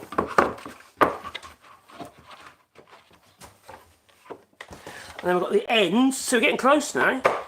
Right, like so. So we've got places, you know, for chisels, places for screwdrivers, and places for that. I could actually put a little saw thing in there, I'm not going to worry about that. I'll just put the saw in the sleeve and card it about like so, you see. Now the ends need to be made. We're not going to do that just yet. We're going to do the handle, alright? And this is going to be the handle.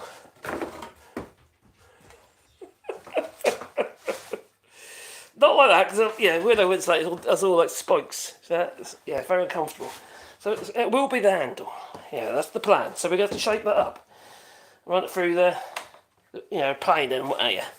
So first of all, I want to make sure it's all the same width. To do that, we're going to have to run it through the plane. We'll probably use the surfacer and manhandle it over that. To start with, you know what sport channel? There is this super chats down below if you're interested. Just keep the channel going, you know. We've all got to live. Got to survive. Makes it worthwhile. Right. Just got that. I've got a push pad here. You could do this by screwing it to a board and run it through the thicknesser a few times, making sure you're not going to where the screws are. Or you could screw it to a board and run it through your bandsaw. But what I'm going to do is I'm going to manhandle it over here a few times like so. Hopefully I won't take my fingers off, and do the same in the other direction until I get it sort of flat. And it is a bit of a, how to put it, that dangerous job. So yeah, it might be fun. Hang on. Nope, that's on, that's good.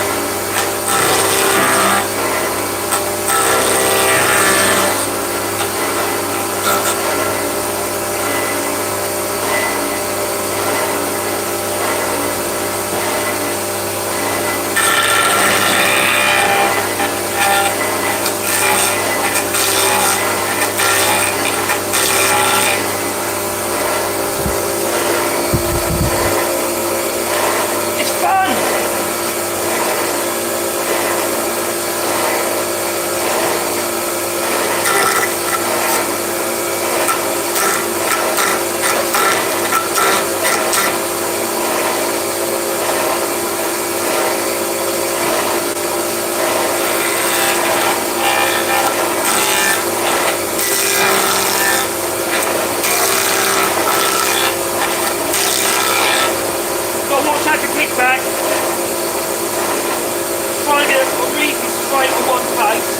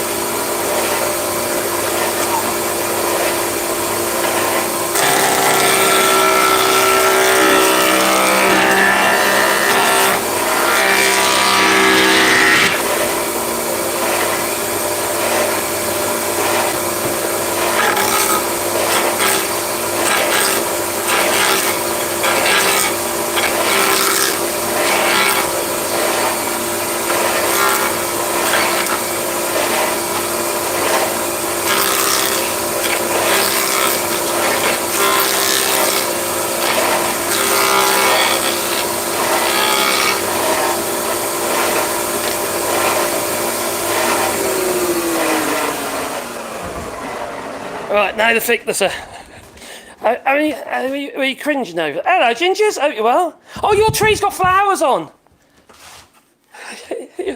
Got white flowers on your tree. Quite big, like clusters of flowers. It's pretty cool. I was out there today, haven't I? Oh yeah, push stick for safety. Yeah, I got push sticks, but not for that job. Well, I have, but I won't gonna use it. No, it looks too safe. We do things like that. It's yeah.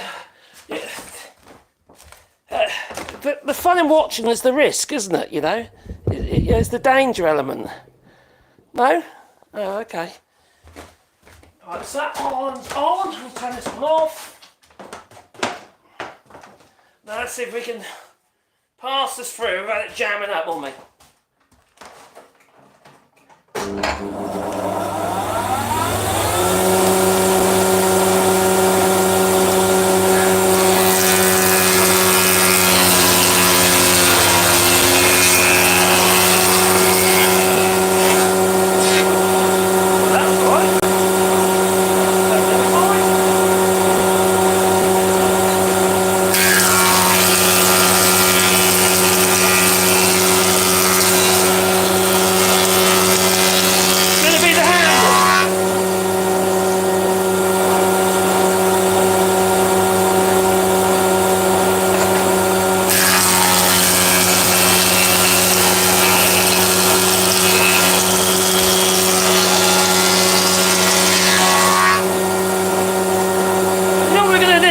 Wallybois written down the side of the actual, you can do it on the handle as well actually, got that.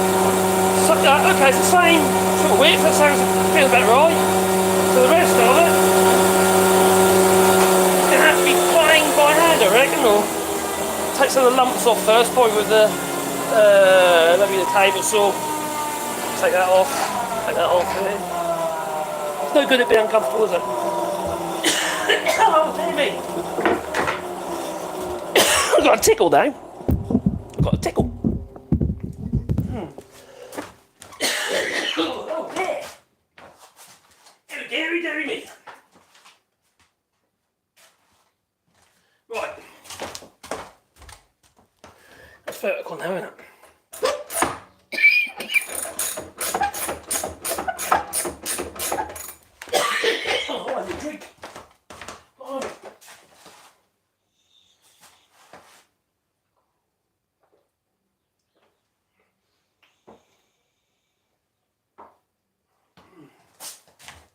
Right, here we go.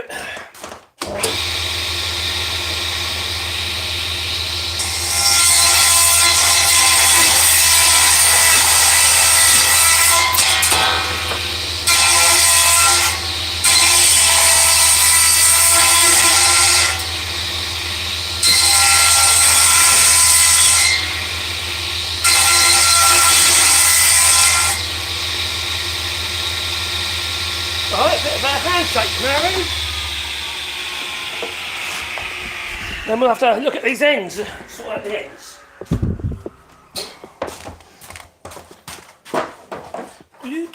Obviously the handle don't need to be that long. I've been wanting a tote for ages. My last one got nicked. I was on site, got nicked. Who nicks a tote? Some strange devil nicks a tote. So I've got a spoke shave here, or ghostly shave. Cut that up though. Hopefully it's sharp.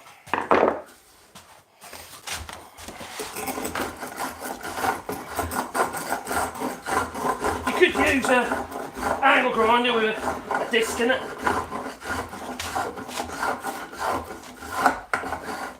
Obviously this handle currently is too long. Well, don't matter, so I'll just have to cut that.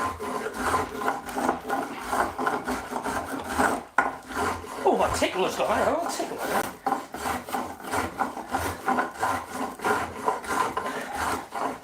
Use draw knife if you like. It's just a bit dry though, it is quite hard.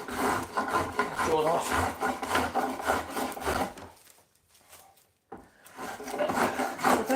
Oh, that's better. Direction of the grain, isn't you?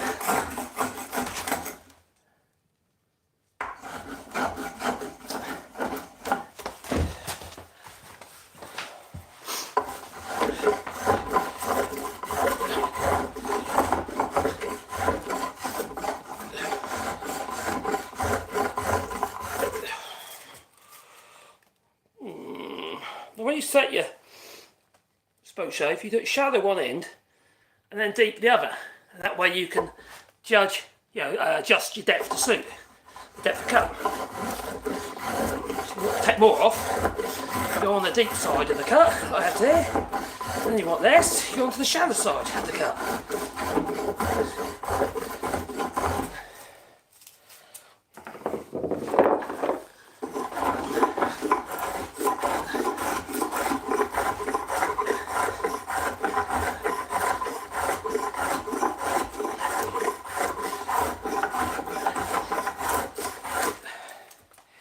Yeah, I was getting a bit down today because with everything that's going on in the world, it's kind of like, right, why have people got to be so nasty? You know, well, I saw that. I just have no what to do. I want to make a tote. What make all rages? I say your basic tote. I don't fancy. Sometimes you use outside, you see. You might forget it. Leave it outside. Yeah, you should do, obviously. But if you do, oh, so that's round. I think just have that one. That was a bit lumpy there. Take more bomb. You could put the line through. Just carefully with the bandsaw. Take the worst of it off. Yeah, let's do the best with what we can with the spoke shave or ghostly shave.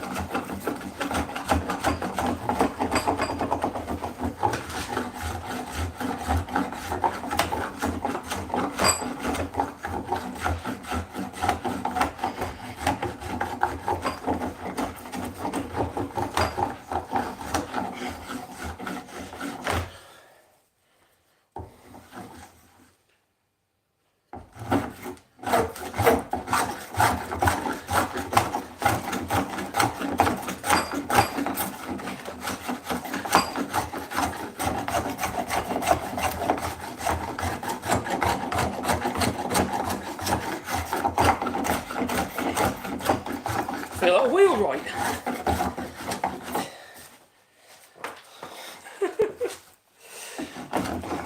Yeah, if I was a wheelwright, I'd be using, I don't know, I'd be using my compass plane.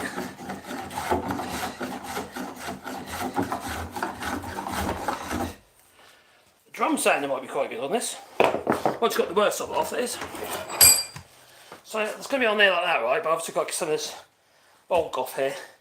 I'm looking at that, I might actually do some of this with the bandsaw underneath, so I'm somewhere near the same thickness all the way around.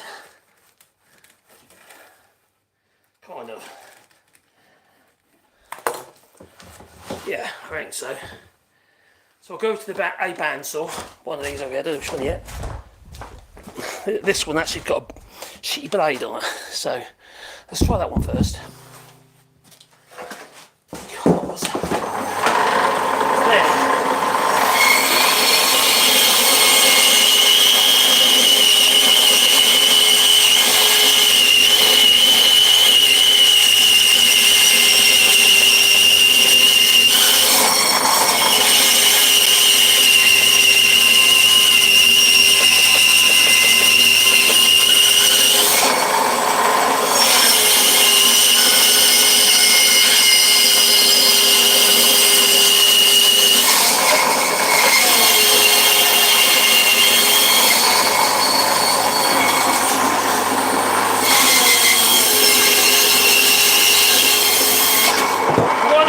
Like lock the wheels.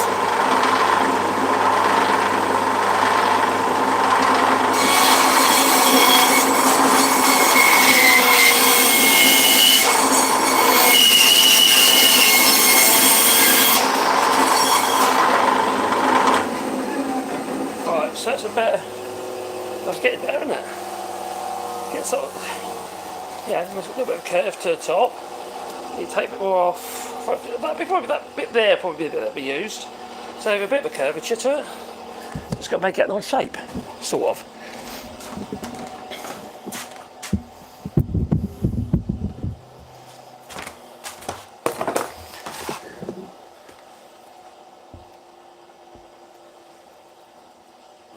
Hello there. Oh, I love flowers, says Ginger. Oh yes, because there's flowers on your tree. Maybe we can show you. Just done this. Can't get hot now. All that. All that playing in the lark. Right.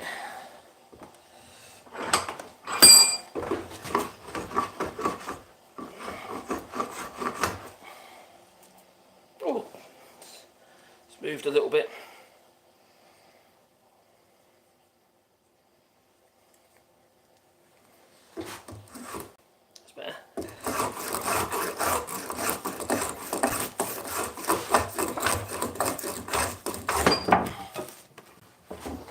Water in that vice. If your vice slips, you can spray a little bit of water on it and it'll give you a bit more grip. Provided obviously what you're spraying doesn't get damaged. Well, the water that is, you have to be a little bit careful. Obviously. Right.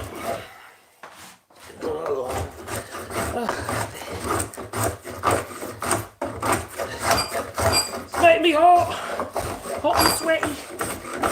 Oh, it's not even naked woodworking day either. No, not when I'm alive. I'll get a strike. I'll get banned.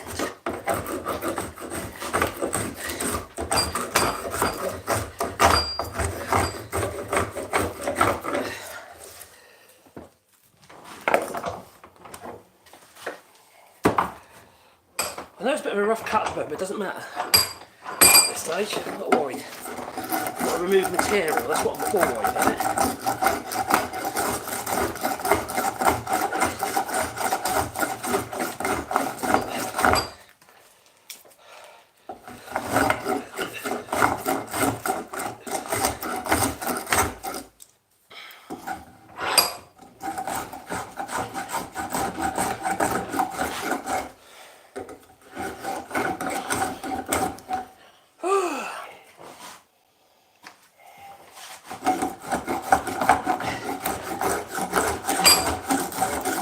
willow, if you're wondering. Yeah, the wood willow. That's what I had.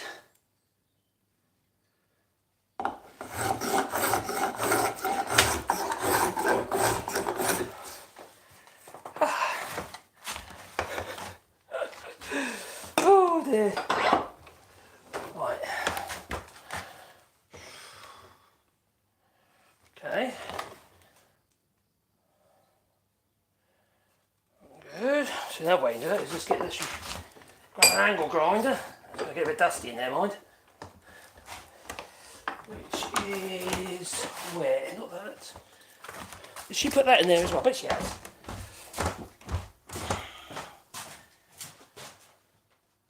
Yes.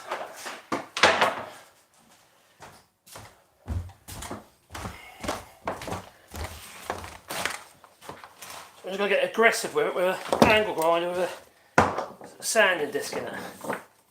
You could use rope glass, but I'm not going to do that because that'd be a bit too aggressive.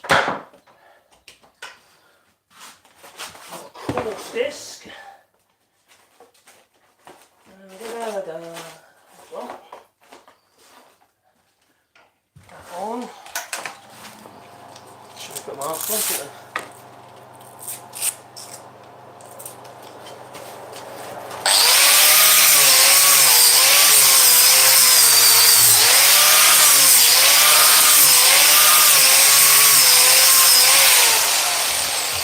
I will put a mask on.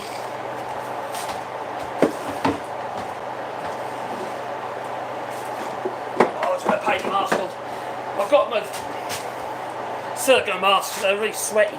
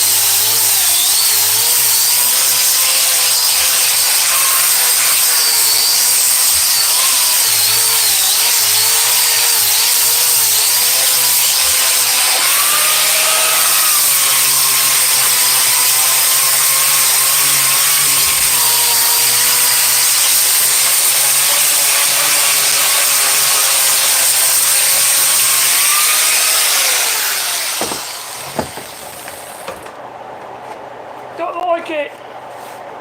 Right.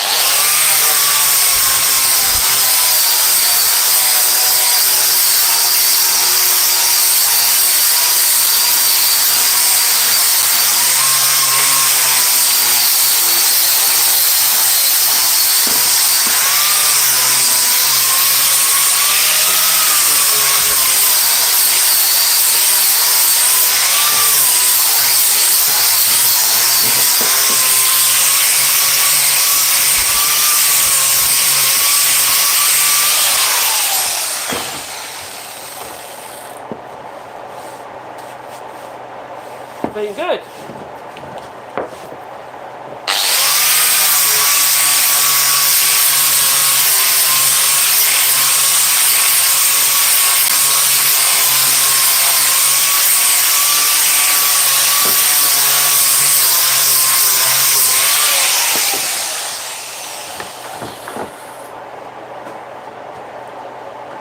Can't see.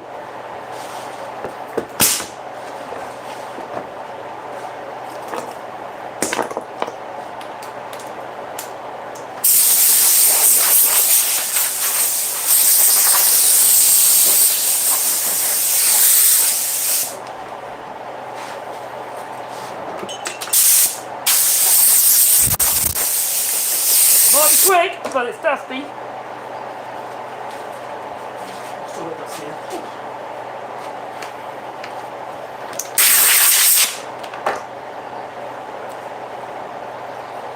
Well, it's definitely better. Can you see? I think you're a bit dusty yourself. Right. So we've got a handle. It's got a bit of a nice curvature in it, like me. See? Right, so that's going to be the handle, which I'm quite pleased with. Yeah, it's a nice big grip, not oversized, but it's big enough to me, yeah, feel confident in it. And then we've got this here. We need our ends, don't we? Which are plain drawing.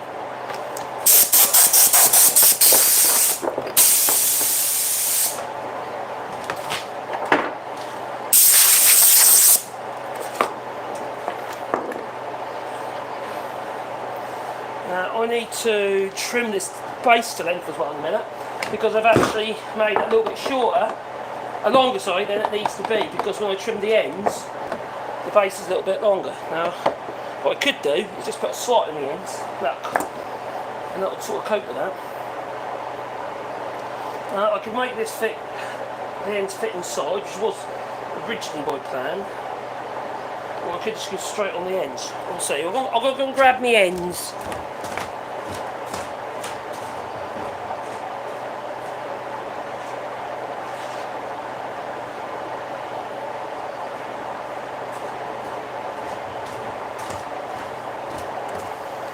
I might put some feet on the bottom as well. Yeah, like claw feet. Right, so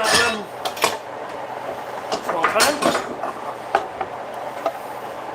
Yes, you can buy a tote, but they're shit. And it's probably made of plastic, and it ain't fantastic. No. Right, so we've got a board here, which is going to be ripped into two boards to make the ends for this tote. Right. And the ends will be as high because I put a curvature to the actual handle. But whatever I can get two out of this, you know, because that's what I've allowed for, that is going to be the size of it. So I'll take this over there and see what we can get out of it.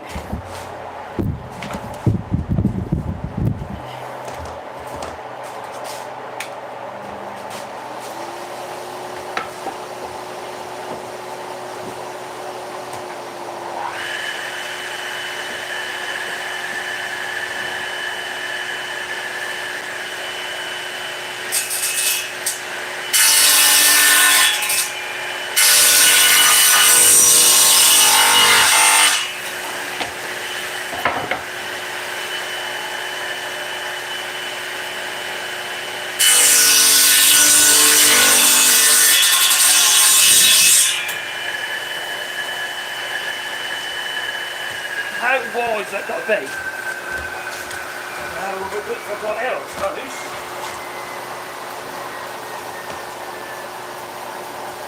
I reckon.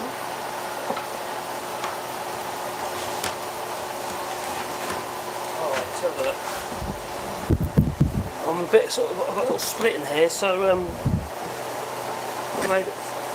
ideally I could have done with making this board a bit wider. Just right size at that point, but that's all right, because if I start there, that will be the right size. Yeah, it's a good point. And if I mark this halfway along, okay,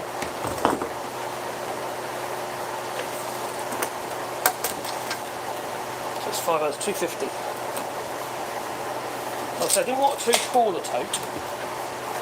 It's not going to be. No, that's about right. That's all good. So I need to rip that down there. So I've got two pieces the same width. So start over here.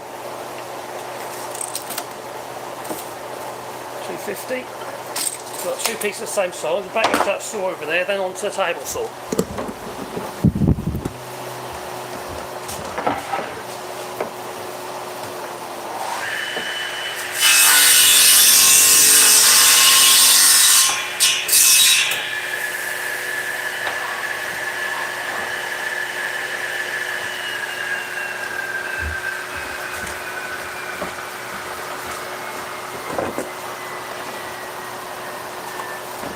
In some ways, it'd be better to go on the inside, so you get a really good fixing. So these bits end up being, on the inside of the actual tote. So I think that's mounted there. Also, it allowed for the fact that I've actually made that a little bit narrow. Or if I go on the outside, it's not going to be as strong, is it? Not without joints, anyway. Oh, decisions. Oh dear. So I could do that. On the inside, but then that looks scruffy there, doesn't it? On the outside there.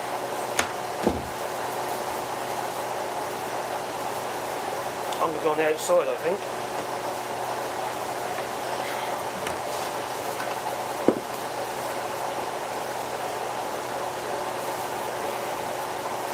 Like that. Now you could go wider than the actual.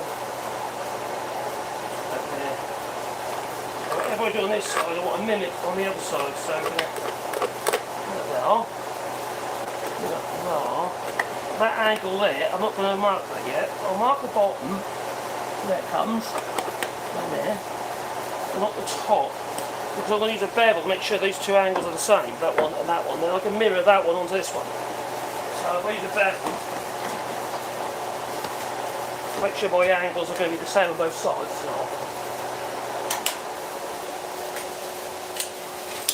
Got an air filter up there, you see, there's two air filters above the bench. They help, not perfect, but they help. They clearly work because the filters get full. So that one's going to go on there like so. And then this one will be the same angle as that one now, because I'm going to be mimicking that angle onto here.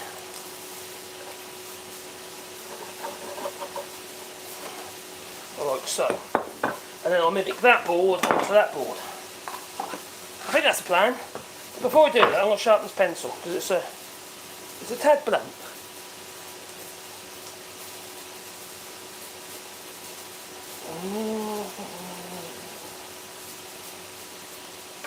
I'll drop the sharpener. Oh no! Where'd it go? That's it.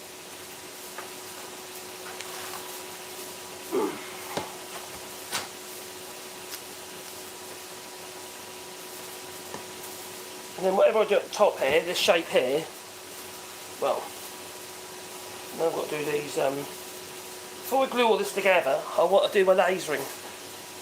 In fact, I'll tell you what, I'm just going to do that now, alright? I'm going to, hopefully my software hasn't run out, but I'm going to do my laser on there. Or do I do it on a board and stick it on? I might do that actually. That's going to be that. Yeah, that's what I'll do. I'm going to get a couple of boards. We'll do that at the end. Well, now actually, because it could be working, can't it? That's what we'll do. Right, let's take one. Right. I'll put a name on that. Wallybois, obviously. Hang on a minute. How come that is not charging up? Let's put you back on charge. That's not accepting charge for some reason. Let's put you back on. Obviously, I plugged in properly, did I? What's you making? I'm making a tote. I'm making a tote, I am. It's tote-tastic. This is on charge, alright. Let's go through to me lab. Oh, yes! The lab. And hopefully my software hasn't run out of I've got them on a trial with it at the moment, and I've managed to do it several times now because you can renew the trial, you see. Okay, so we're in the lab. Over there is some lasers, okay, and over here is the computer. Alright, let's bring it back down again. It's a hockey stick, yes, not quite. So over here we have the computer and the software. So it will be software when I turn it on there. So where is it? It's down here somewhere. The light burns I'm using currently. Hopefully I can use it still. Oh, I've got 7 days remaining. Oh, that's good. Right, so let's open up my file. D, laser. Laser. Logos, this is the one I want. Is just 100mm one, do you reckon, or 200? Oh, let's go for the 200. That is the laser on there. That's it. That's kind of on there. Look. I don't know if you can see that. Alright, that is a me logo. Alright, so we'll turn the laser on.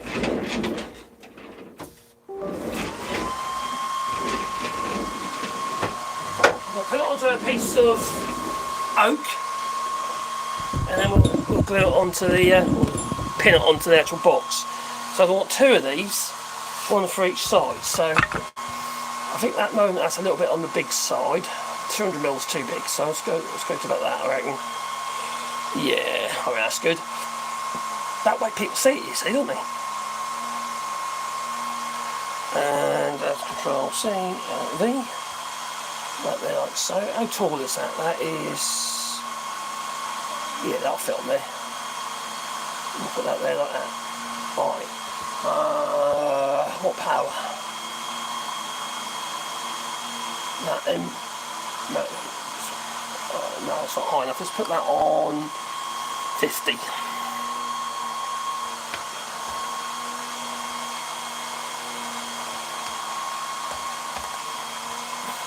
%50 power on a 40 watt laser. I've got using 20 watts of power. Now, so I'm just going, that's okay, that's good. And that one there is the same, so these are basically identical. Alright, but I'm just going to treat it as one layer. Waiting for connections. Let's choose COM5. Go there. Up there, we're on. Right, and let's do a bit of lining up. I'm using the B1 laser, which is the bigger laser. So I'm going to find the middle.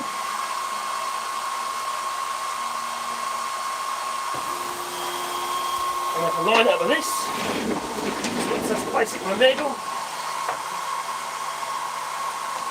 Currently it's too low, so I need to increase the height.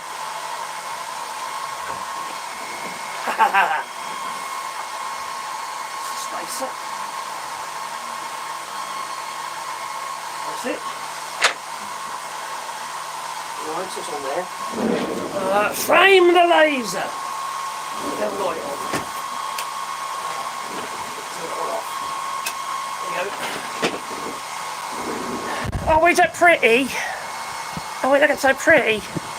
Right, this is what that's why I do my tinkering. I've got another channel called Tinker's Lab, which I've only just started, so not go over there. So let's just frame it, make sure it fit.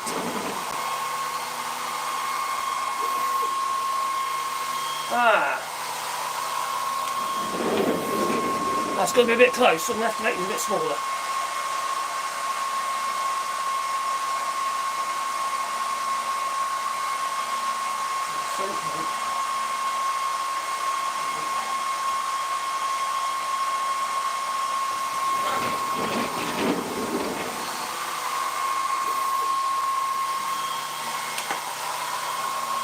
Still a little bit tight. A little bit tight. Let's see why.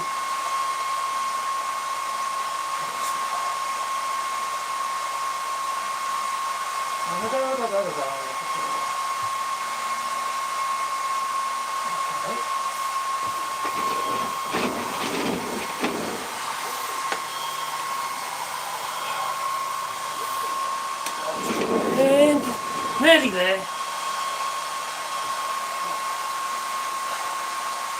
Oh, I pressed home instead. I don't want home.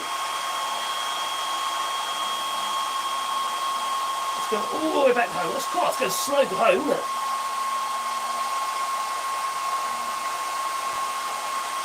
Press the wrong button.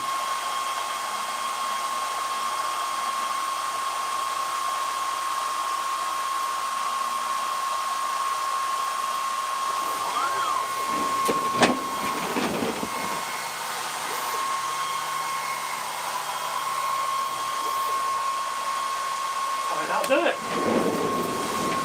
I reckon that'll do it.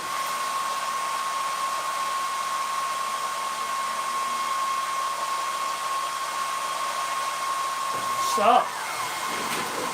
Oh, there it goes. There she blows. Right, while that's doing its business, we'll get on with those ends. That we will. Do. Don't forget to boot the old like button. Crikey, oh God, more likes now. I had hundreds of people there earlier. Right, let's put you back on. Let's put you there for the moment, and then we'll cut those ends because we want to mimic them, don't we? Too. So it's two ends exactly the same. All right, so we've got. I've marked those two angles there, which I'm only going to do them by eye, and then on the table saw over there, on the regular arm saw. Then we'll draw around once we've got a final shape with hair as well, and we'll draw around that, and we'll draw the shape in there to start with, shall I? So I've got the width there. So let's find the middle.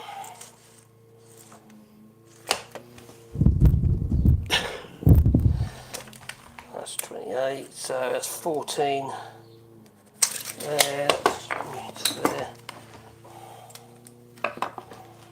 Right,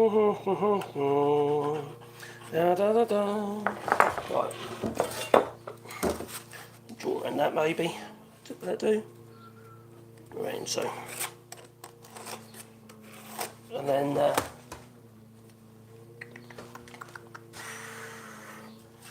from that to there.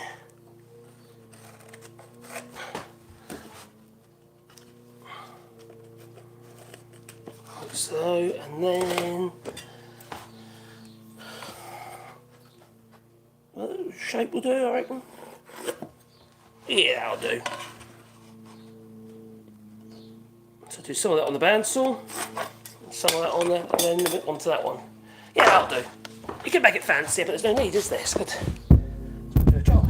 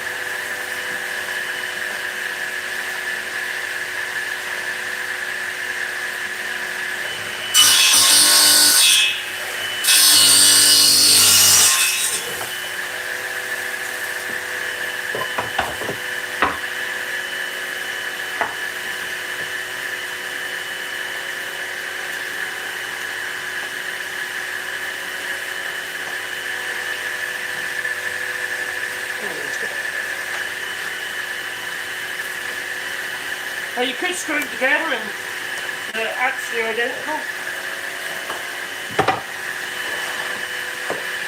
No, that's not that powerful. Or you super glue.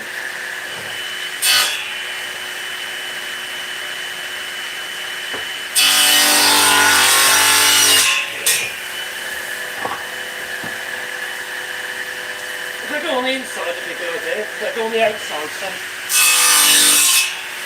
don't do that much.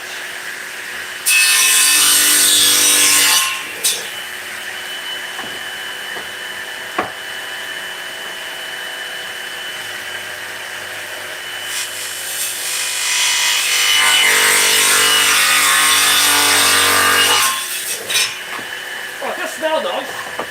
Smell Douglas. Nice pine smell.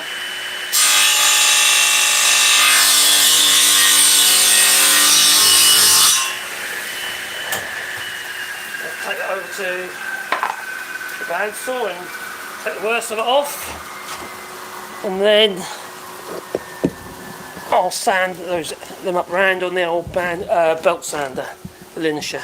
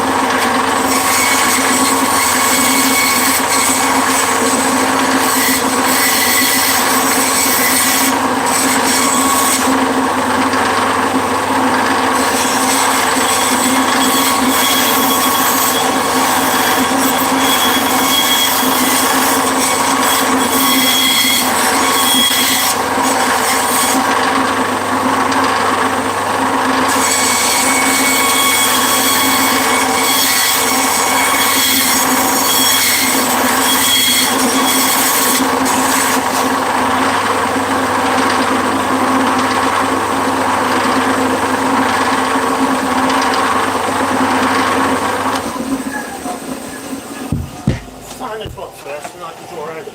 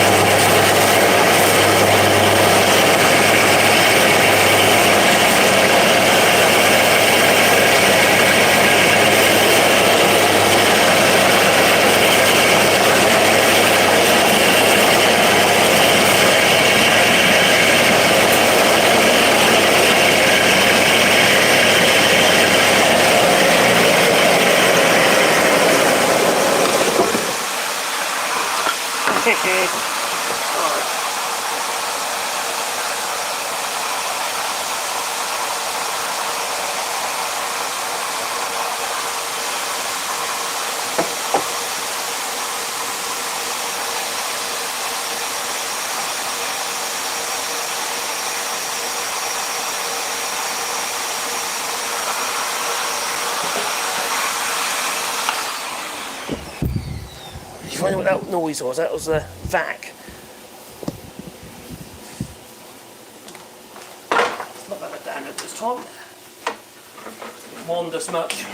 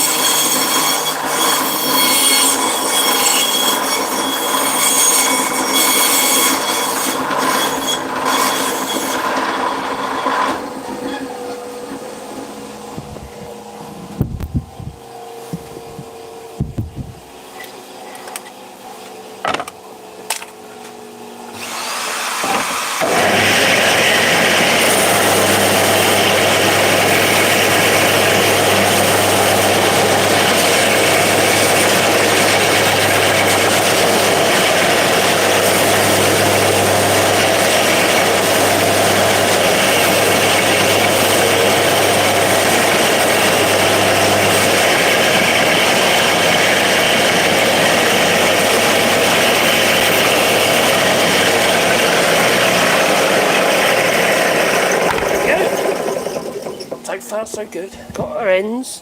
Need to be sanded, mind.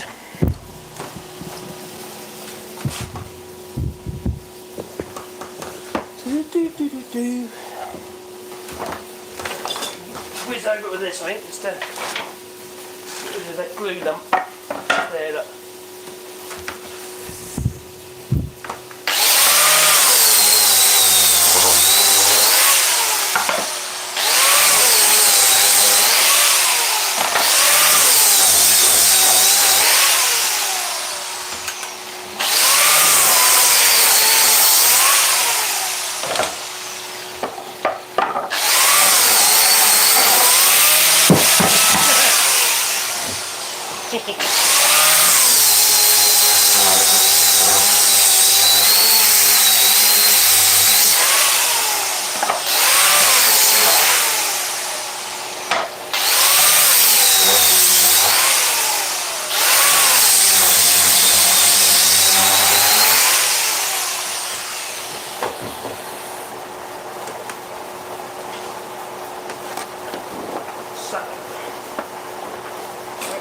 So.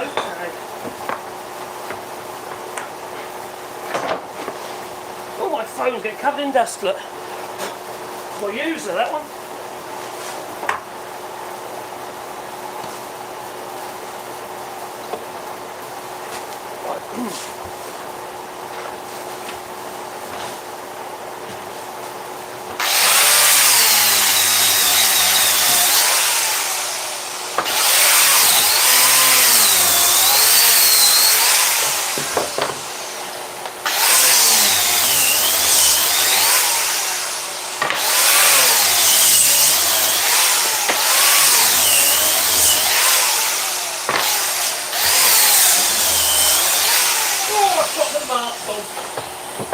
Naughty me. So, if you've got solid boards in the bottom, you mustn't glue the sides and the slots. You've got to keep them, have the ability to keep free moving. So to move about.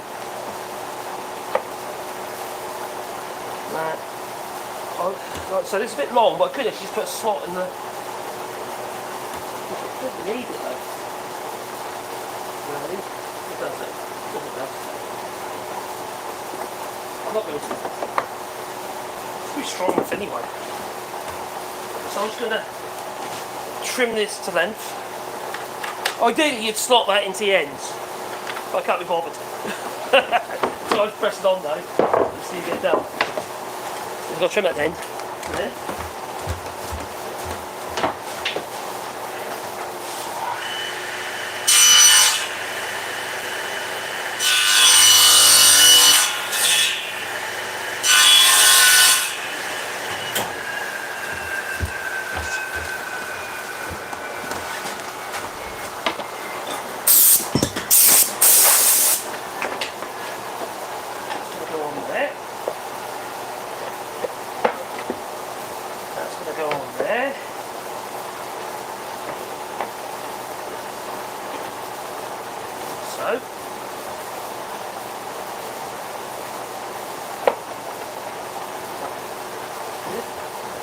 It's still protruding.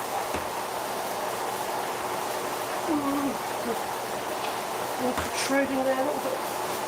Scratch. We need to take a little more off that. Another millimetre.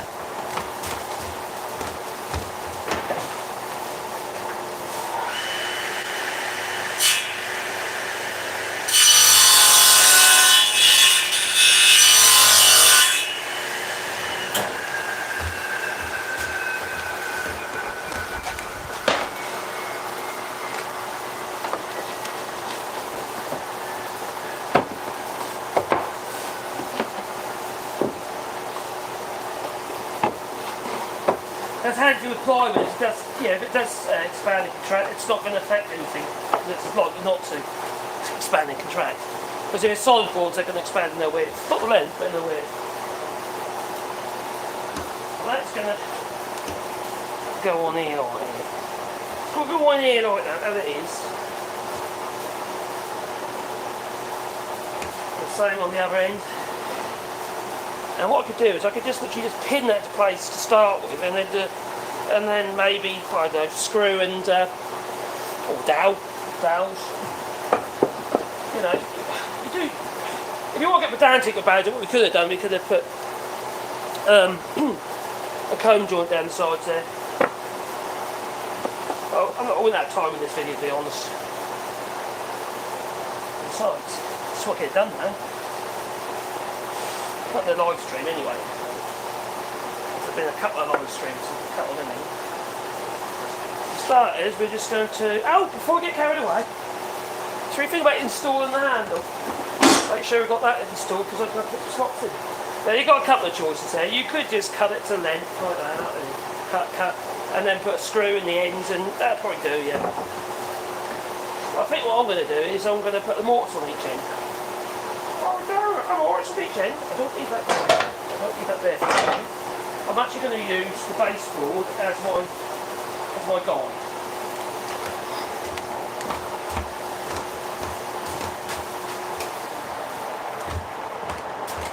So let's detach. So I'm going to use this as my guide. That's what I'm going to do. I obviously want that down the middle, where it's at its highest. 55, 250, 275, there. Quite happy at that. Just make sure it's over each end. And then what I'm going to do, I'm going to draw a lock with a line or a saw cut probably. Alright, and I'm going to line up with the ends of these boards, because that is the length of the actual handle needs to be. But we're going to actually cut a couple of mortises, mortise tendons. You can do 3 mortises if you like. I'm lining up with the actual edge of this board.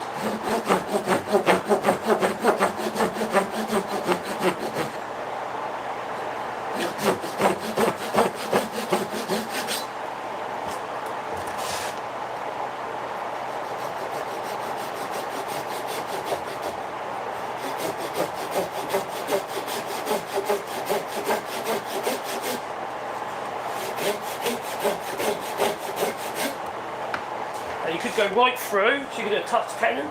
We might actually do that actually, a touch tenon. Be careful not to go too far through.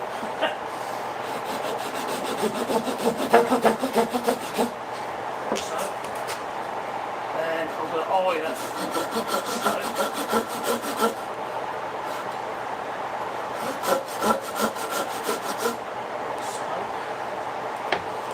Eye that one as well. Lining up with the. So I'll put that in there, so. Got a vice, why make it difficult? I'm eyeing up with me other cut.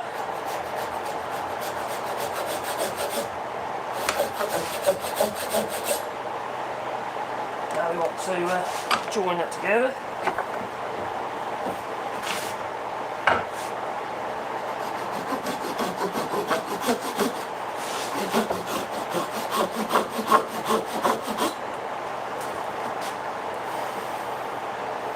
Cut it off the length like so, or I want to just chop that. I'll do the other end first before I get carried away. Do that one first. Then I'll cut it off at the length, at the table, so at the roll.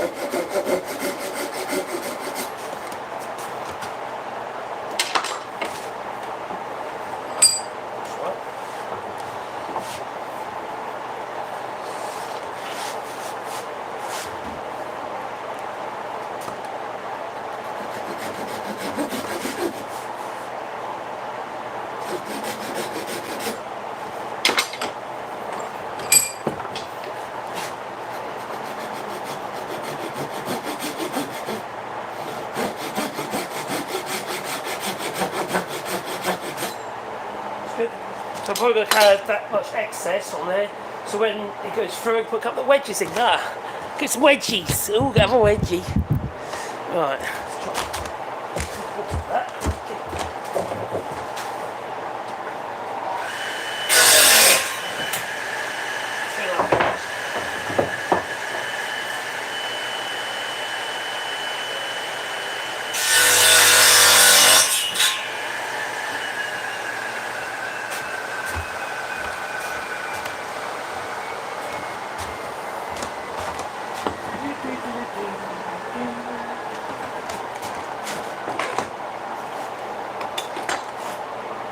for the bandsaw if you got one.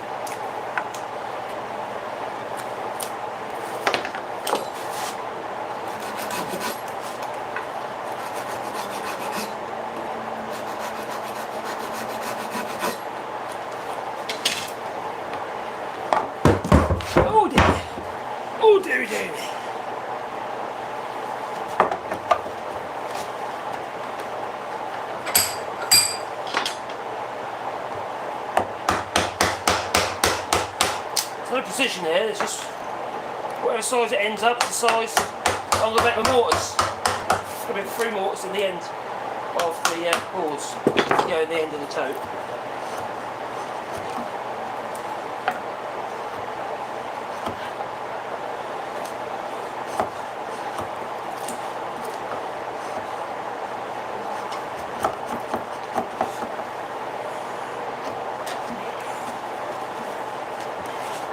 Do want to make sure is that your actual tenons are the same width, thickness all the way up.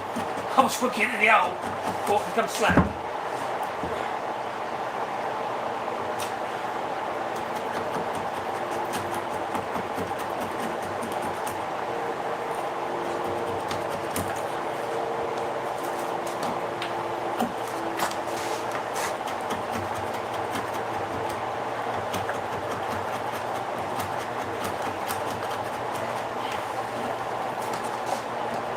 Mrs. Cut my grass. So I should be doing that. Oh, what are you doing over there? Blimey, sorry about that. Didn't see you over there. Right, that one's straight. I just need to true that one up now. I basically created like a little tenon on the end, which you couldn't see me do because I had the cam pointing the wrong way like an idiot.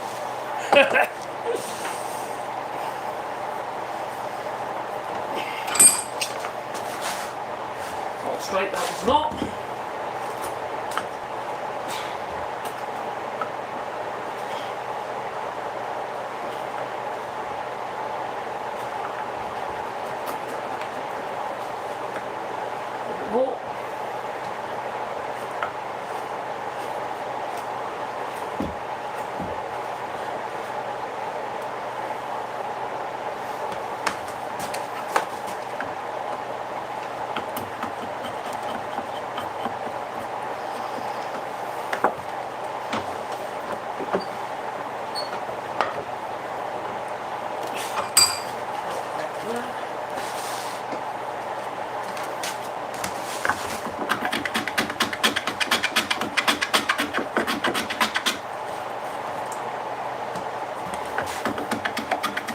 Do it too high, I'm not fussing too much. It's a tote.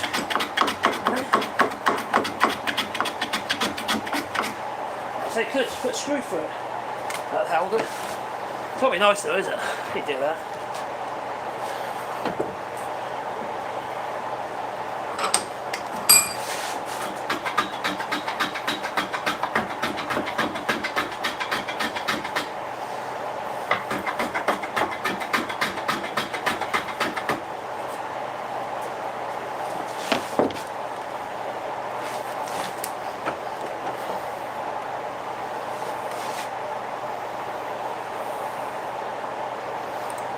edge there.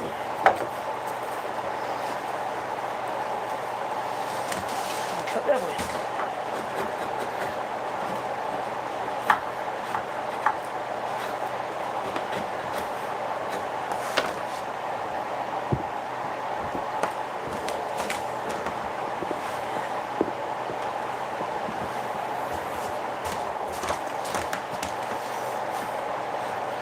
Got a knot. It's in the way.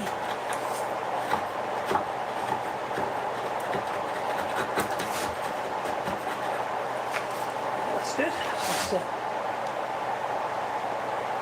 take those arrows off.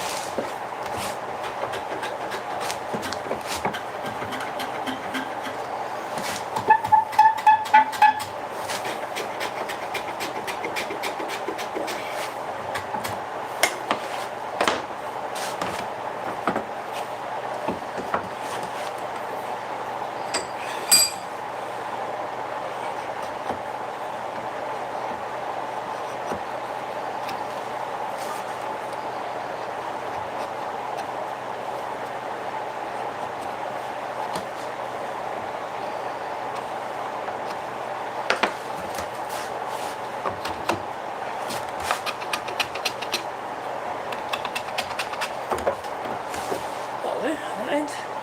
Right, so I've got 110 in that end. Now I've got to do that end. So I'll cut round shoulders, which I'll use that as a template, put that like that because that's the length. Well, that will be the distance between the middle of the two ends.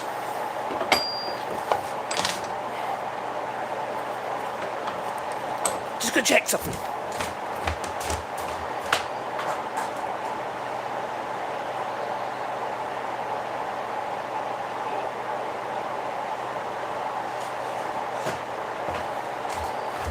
The laser's finished, so let's see. So I'll grab that in a minute. We're getting close to being done. Close, but not close enough.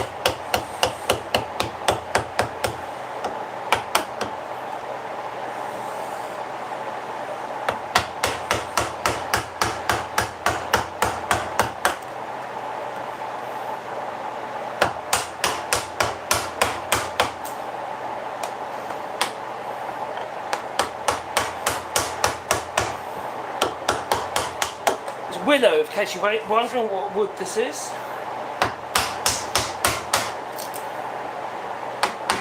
A willow tree.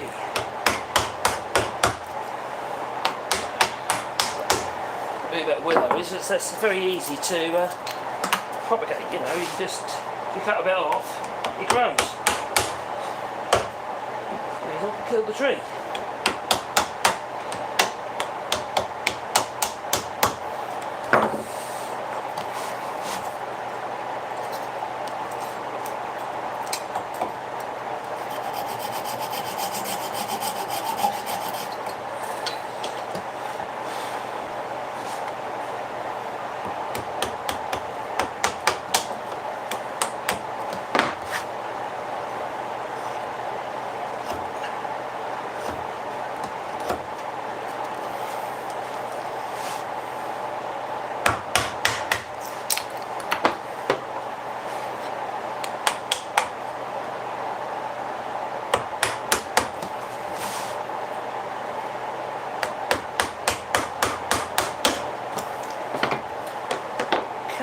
Sideways so I can straighten it out. It's not straight yet.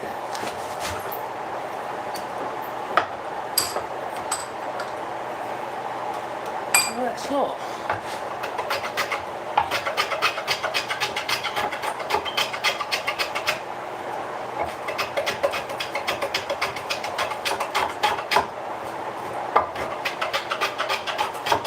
It's a little recorder block plane. I love this block plane.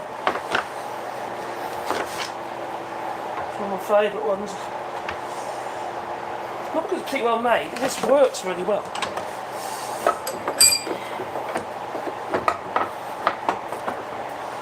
And that's decent adjustment on it.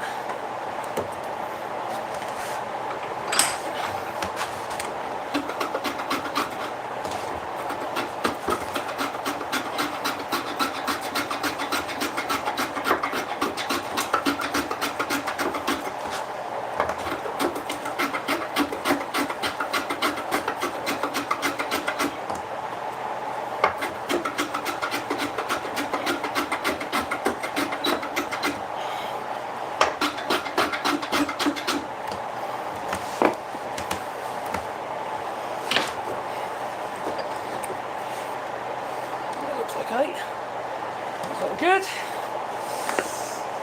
Just clean up the arises.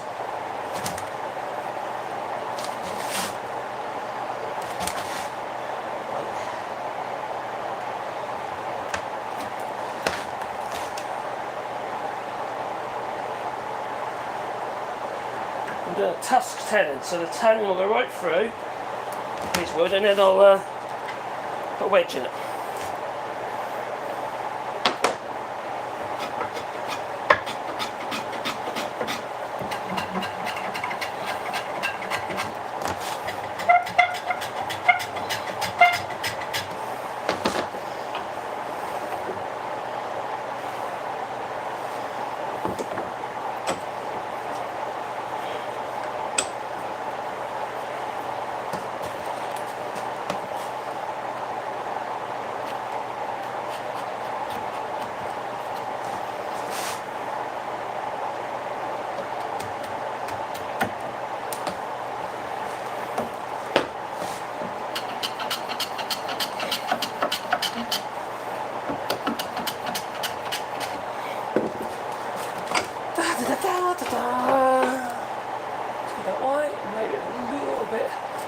Hang on, made a booby. I just need to get a bit more fair because I haven't got the right angle. Well, it's not straight. It is at an angle.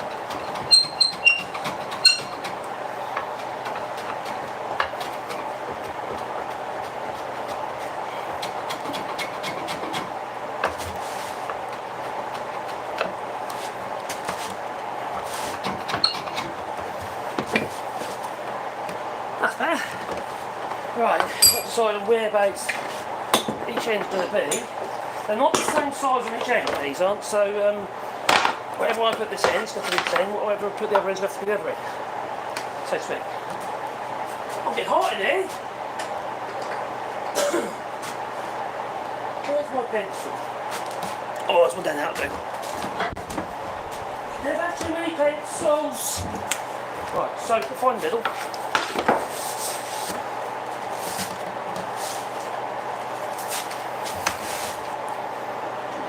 14.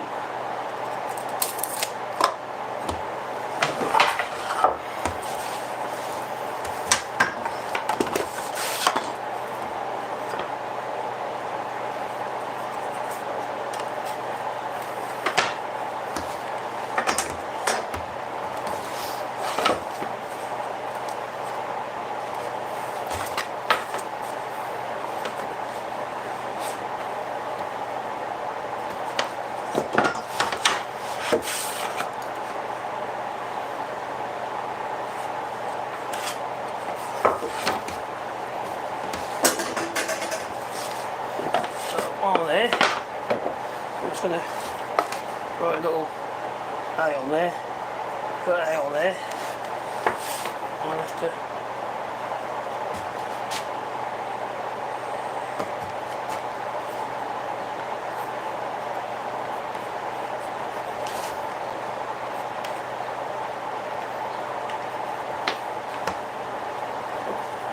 ain't quite in the middle, but out there.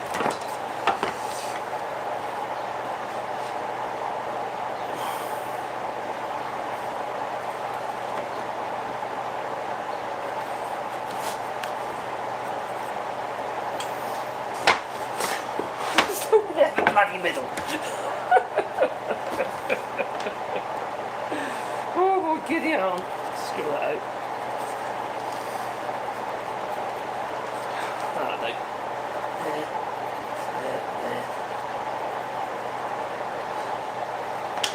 Right, we're going to go over to the Or should I? Well, you can. Blow the back out a bit.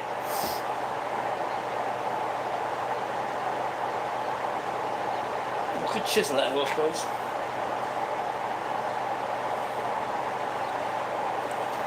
I'll use the mortar though. It's more fun. We'll use the mortar, shall we?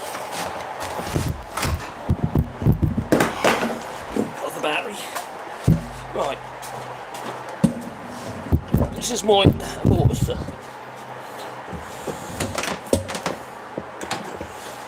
I need a backboard on there. I need a mirror on there. What's the mirror there for? Right, so we're going to have to put a bit of kind of gingerbread. I don't know if I can fit it in there actually. I suppose we can put it on the end there, see if there's room. If there's room, we'll do it on the mortar set. If there's not, we won't.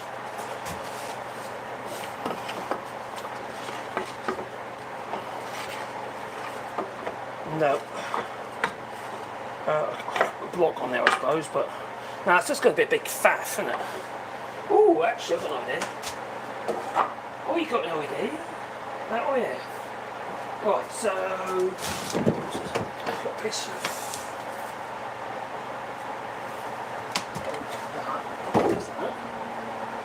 Right, I've got a bit.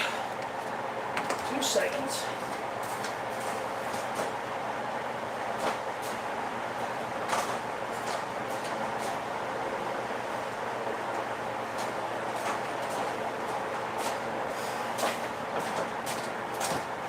What I'm going to do is put this big block of oak on there.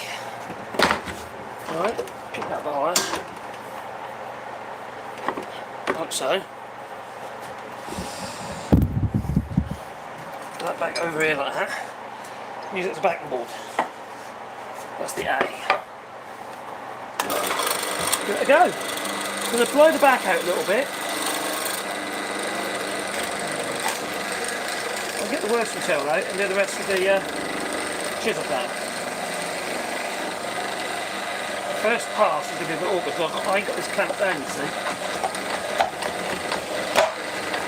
Right. And I can then nibble it a little bit.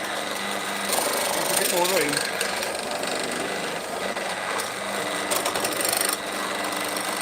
Normally we use the clamp or hold downs. But there's a bit of a weird thing to be weird shape.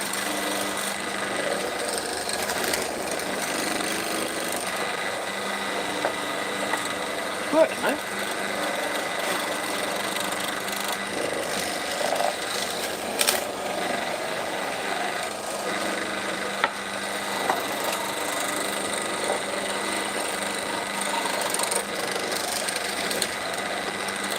I'll do the rest for the chisel, see.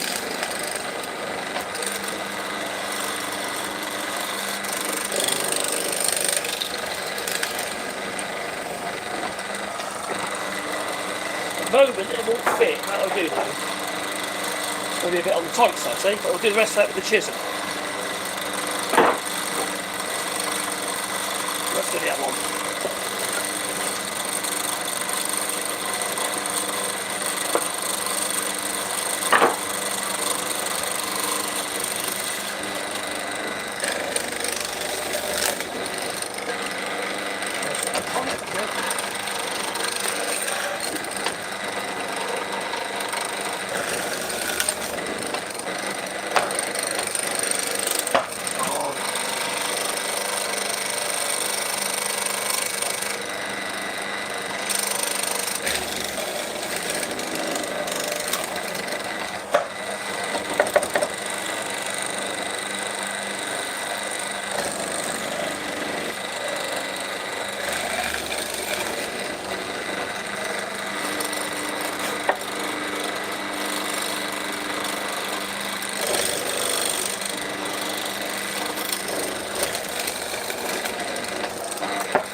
Yep.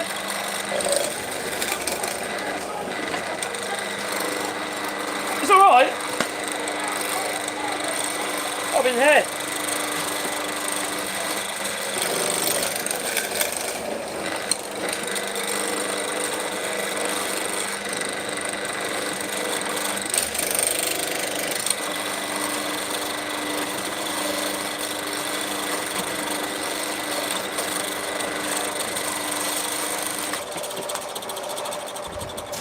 Here we go.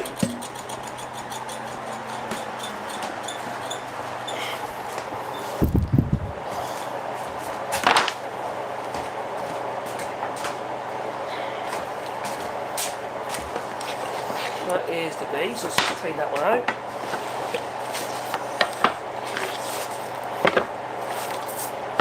Chisel! We need a chisel.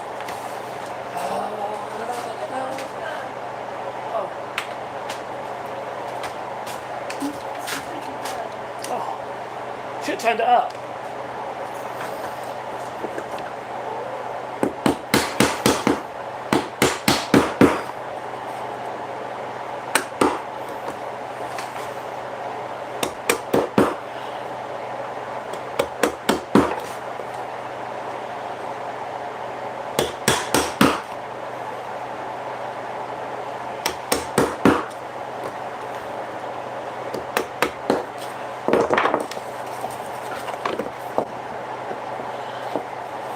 Is it going out on that side? No, not too bad actually.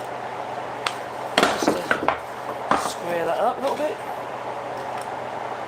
Cut up the inside now.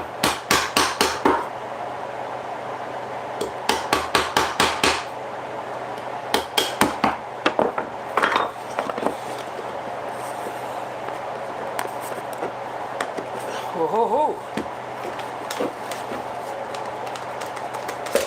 It's going through there like so. We have to angle it to go with the angle of the good angle. So angle that back edge there. Yeah.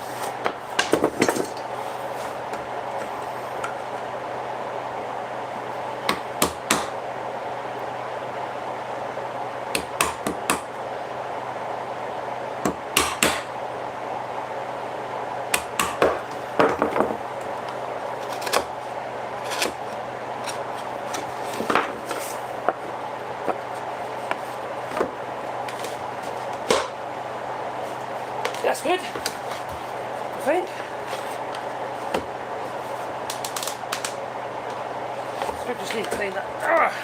That shoulder needs cleaning up on this side.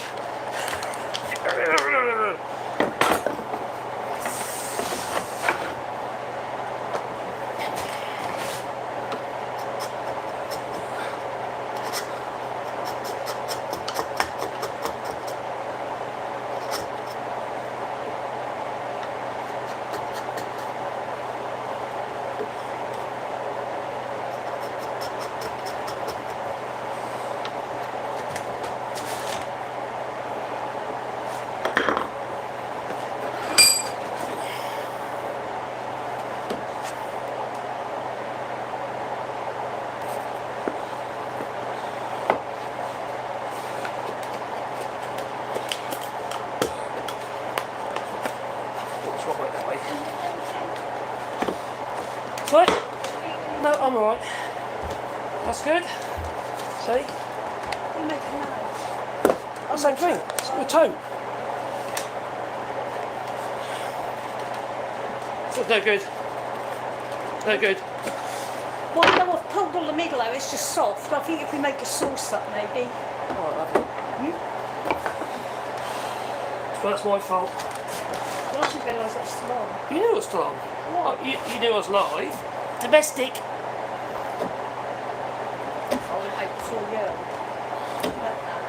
you. You turned it up.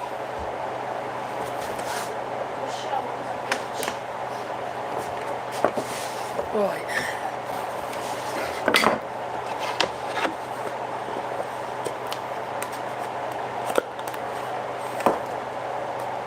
Yeah, that's pretty good.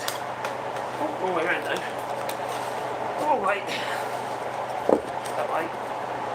That's it. Yes.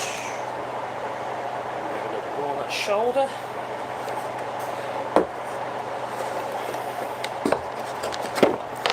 Side.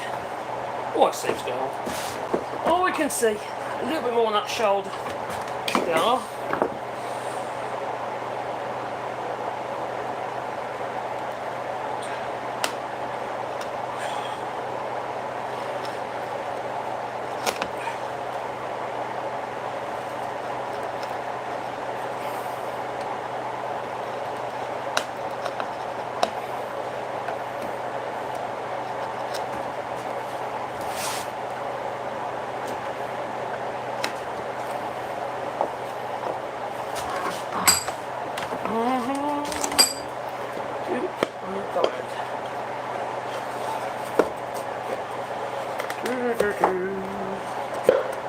Yes, that's good. I'm happy with that.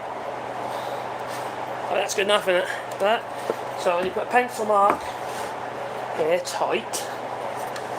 So I know whereabouts my slot's going to be. That one. Now I need the other side, so that one's that one, and that one's just the A.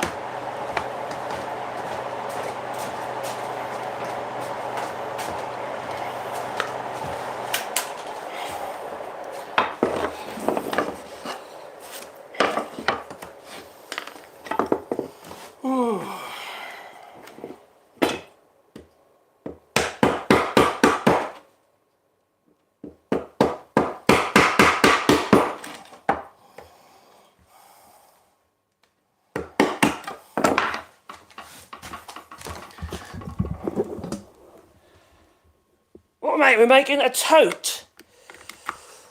Like a toolbox. I'm getting close to gluing it all together. I've done the sides, these are the ends. I've even lasered a couple of Wallybois signs.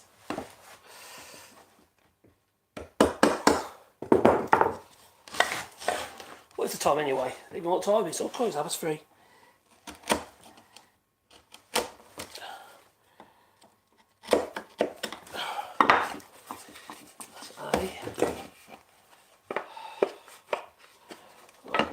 Bigger than that. Oh, not fat enough yet.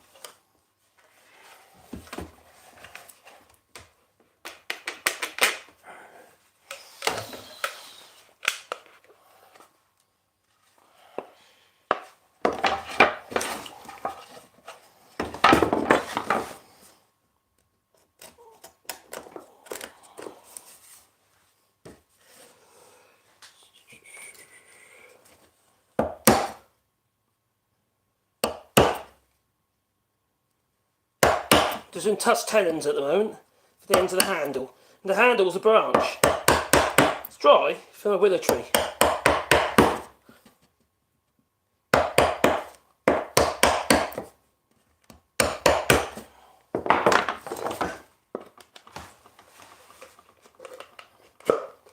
That's good. Getting happy with that. What's that shoulder like? Oh, that was better than the last one. That's good.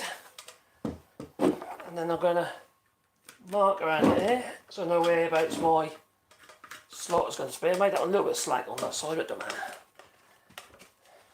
What I'll do is I'll just drill through there, put a slot with a drill bit. I'll use it in an 8mm or 10mm, those just sort of like, not be too big, it'll just go. I'll tell you what, I'm going to do an 8mm, then I'm going to use a hardwood wedge.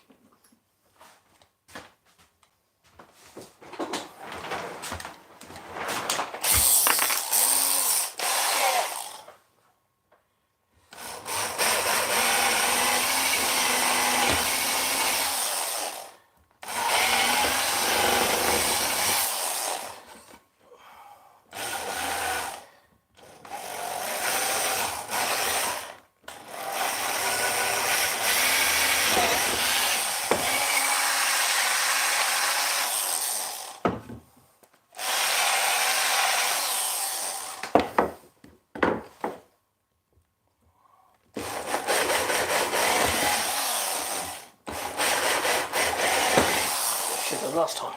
We'll get a chisel.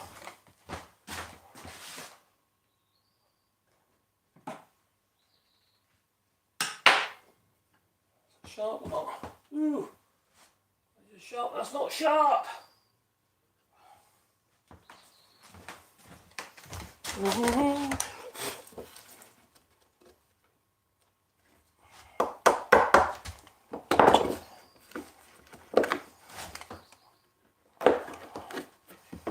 Is it sharp enough? I do.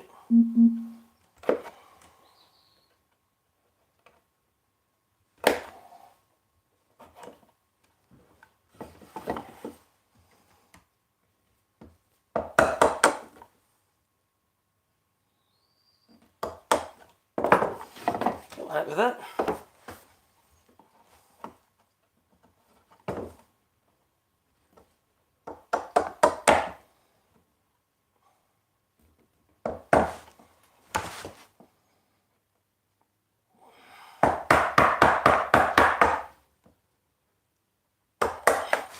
Just cuts out with the chisel. I didn't use straw. Didn't eat the jaw, I think.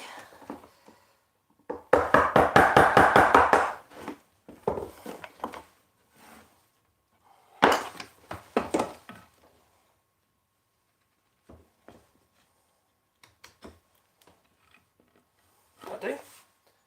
Yeah, that'll do. Right, let's just get rid of those sand and marks.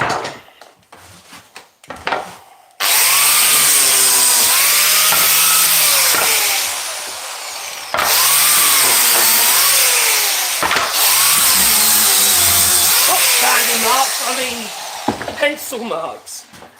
So that's that one, I believe. Yeah, A to A. No, it's not the way around, it's the wrong way around, that way around. That's going to go in there like so. That's going to go on there. Is that the way around? Yeah. Yeah, that's the way around. There, like so, that's it.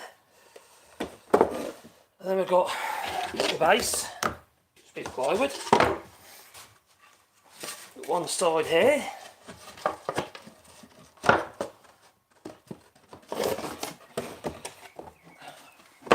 Slide in there like that. I haven't slotted the ends, so here's what it is. Like that. I've got to try and manhandle it all together now, haven't I? And then try and do these wedges. And that's going to go on there like that. Alright. Done that. Where's it gone? What am I hitting? Ah, that's what's happened. Get back on there again. Control it a minute, get in there. That's in it. That's in it, that's good. And then that's stuff right here, move it along so it don't fall down again. There you can see what I'm on about.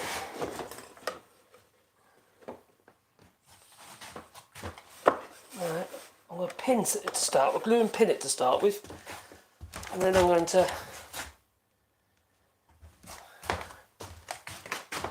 just probably screw and plug it.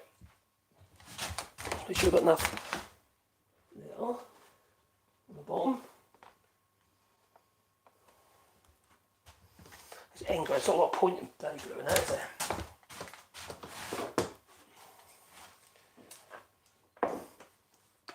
Could even knock some dowels in, you sort of drill it all the way through and knock dowels right through. But first of all, I'm just going to pin it to hold it together.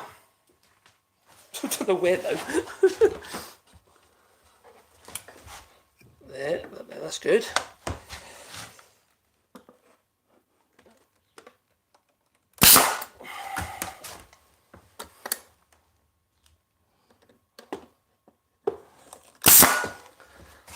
Keep falling apart on me.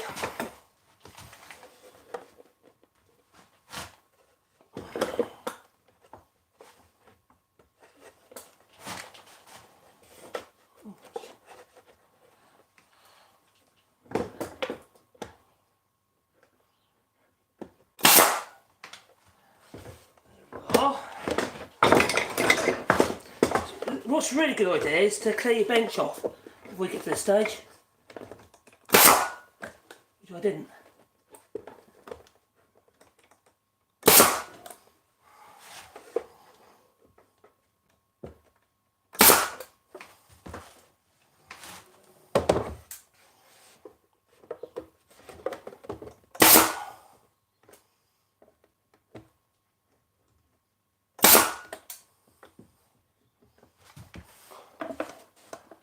just line up the ends. Okay, so I've got my basic fixings in there, because I've just got to put the 2 dowels on there. Feels good. Now you can see, can't you? Yeah? You really like the handle? Yeah, I took off the handles and the things that held the candles. It did no good. Well, I never thought it would. Right, so then what I'm going to do is then put some wedges in there that'll tighten this right up at the top here, and then I'm going to put some screws, plugs, or dowels straight through. I might put dowels in, so I fit the dowel. I forgot it is. 8's been paid. Well, I've only got 6 left. And a bit lower those. But have I got 8? I've got 8. I'll just put some dowels in. Look at it both. Yeah, I've got 8.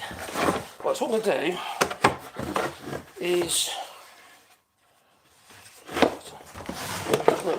Mistake here. Give that a tap. Don't get carried away.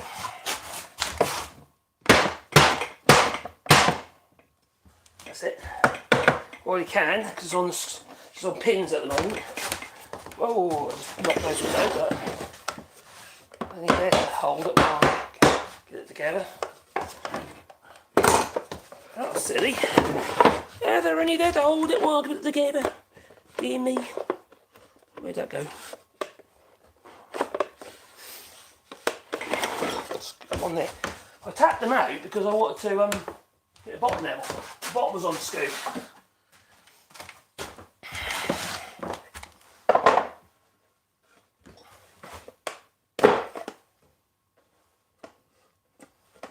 Unfortunately, I was a bit heavy-handed. So what I'm going to do is I'm going to remove this end, tap them pins out. I'm going to try and manhandle them back in. They're only short, but looks like they're already there to hold it while those. Okay.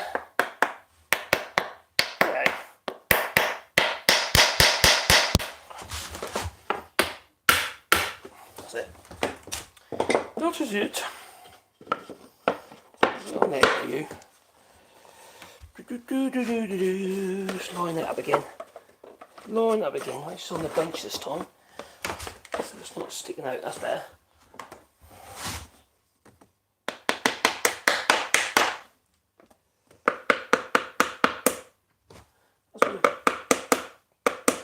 Tell you what, why don't you put some longer pins in?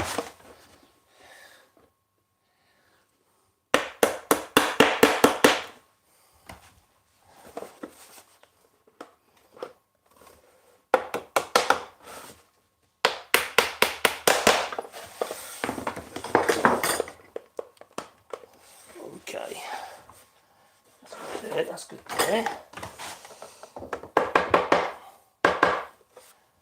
Right.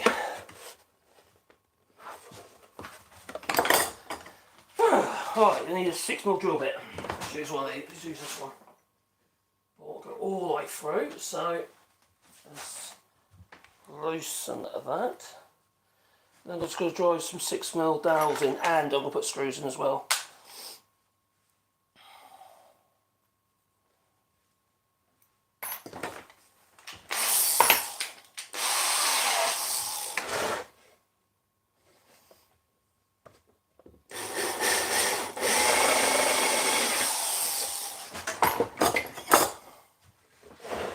Bit of glue, just a bit of glue.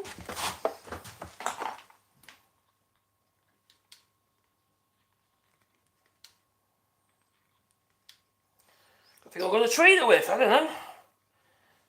Do I paint it? Do I glue on that one there? Got a bit crazy with the glue.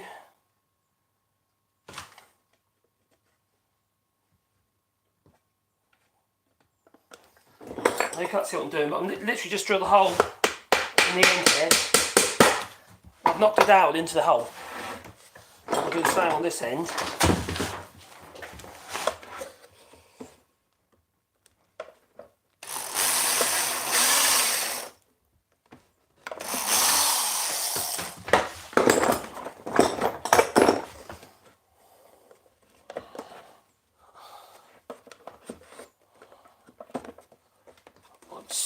Get that pin back in there.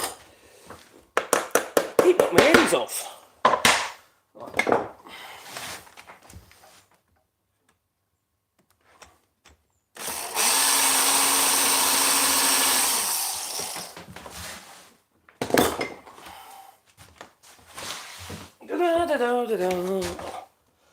I'm going to put a screw in there as well. The glue will hold it once it's gone off, but I'm going to put some screws in as well. Or some longer nails, maybe, I don't know. Eee.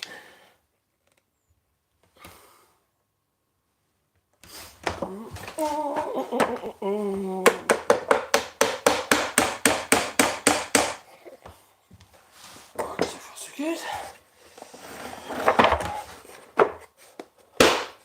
What's on the outside?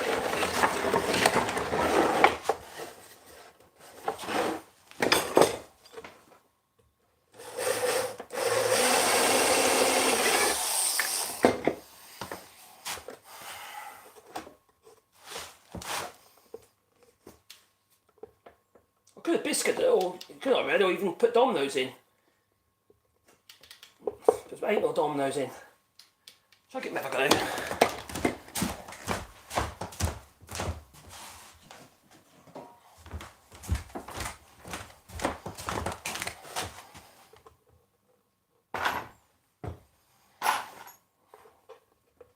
Some people say, "Oh, Mikey, why do you want a domino down?" You know what? I love my domino now machine, even though I haven't used it on this. It's brilliant, that kit. It's so useful. There.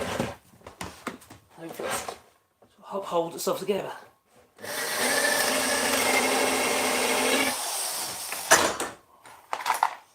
Put the nails in, then the wedges. That's tenons.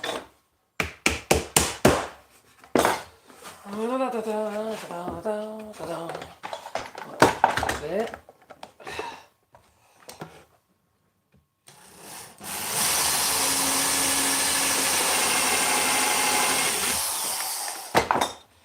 Oh no, I'm dripping glue all over my bench. Oh dear, oh well, never mind. So to be. So there.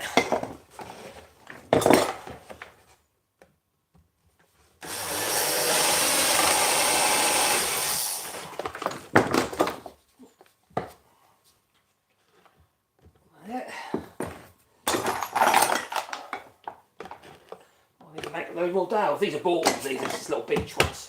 I prefer the ones I make, really, if I'm honest about it. Yeah, so, get that tighter there. That's it.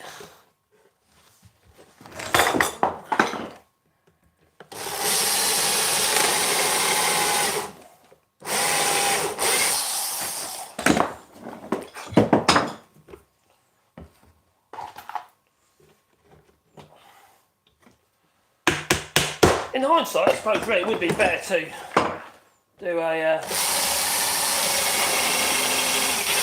home joint on the corner there, like a box joint. It'll obviously be stronger. Saying that, this is going to be stronger, plenty strong enough to be honest.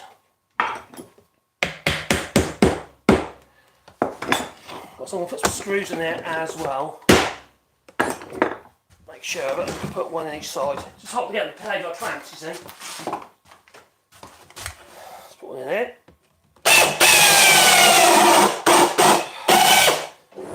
Oh, see, because I'm going to put plugs in it. It's a bit long. Leave it right, there we go. Screwdriver bit gone.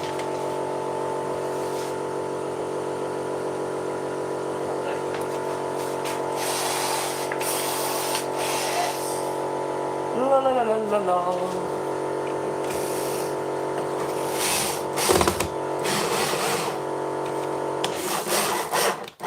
I think they're paid like clamps. Do do do do do do.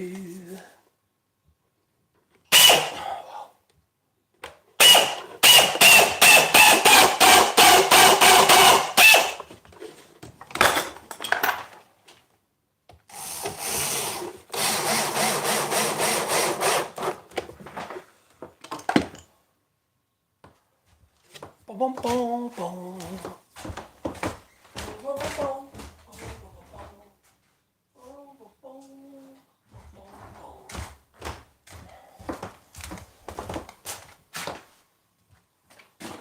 Oh, I thought I'd put the plugs in later. Right.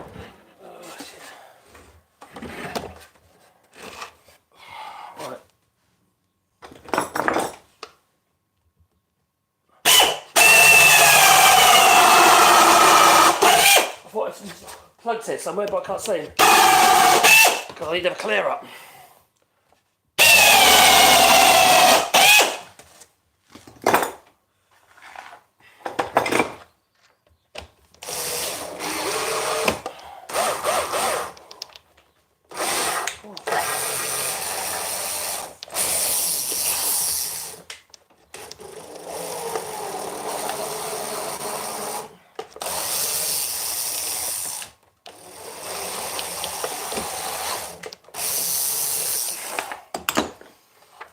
Where is that drawer? That's better.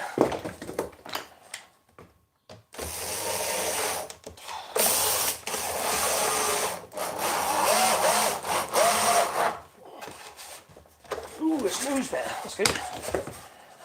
Oh, one more. One more screw. Mr. Bagoon.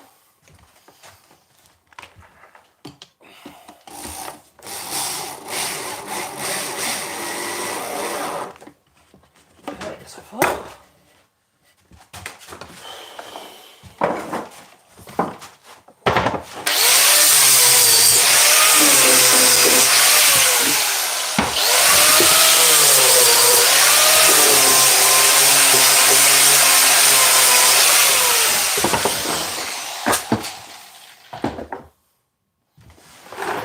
So I'll put a wedge in there and a wedge in there. I'll tell you what, I'm just going to get something from the laser. Oh, I had hundreds of people earlier, now I've got 13. I think they throttle you after a while, YouTube. Right, so what we got? We got our Wallybois sign. Our laser, that we have. So I cut that and clean that up and stick that on the side of my tote. Yeah, I know it's pointless.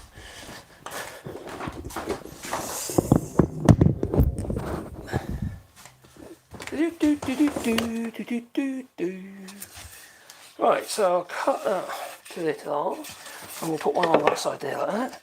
Or even on the end, mate. No, on the side. Put one on the side there like that. One on the other side. So let's go cut that on there.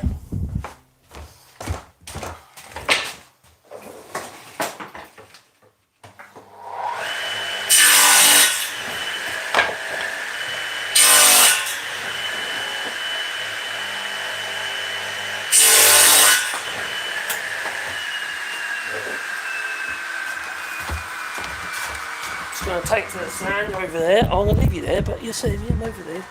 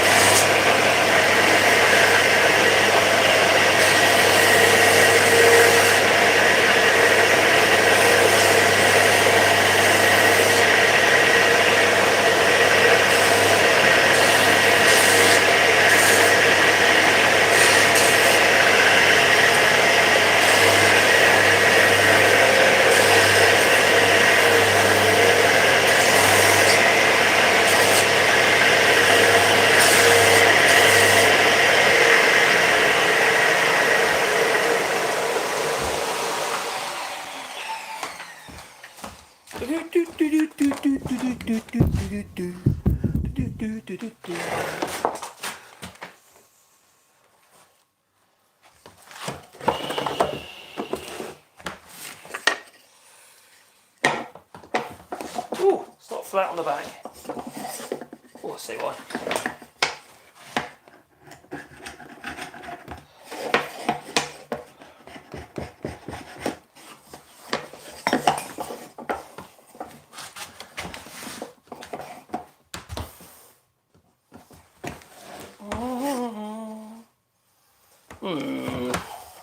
Let's flatten that a little bit. I don't know if that'll work. Go that way.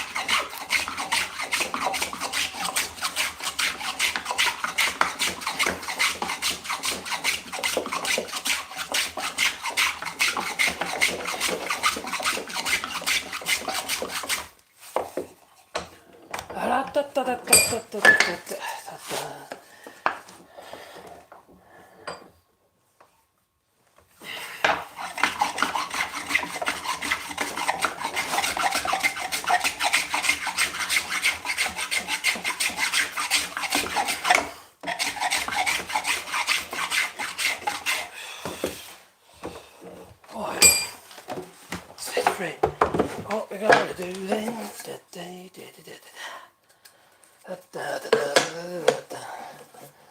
We were getting nowhere, and so we had a cup of tea. Got in a thought and thought, take off all the handles and the things that held the candles. It did no good, well, I never thought it would.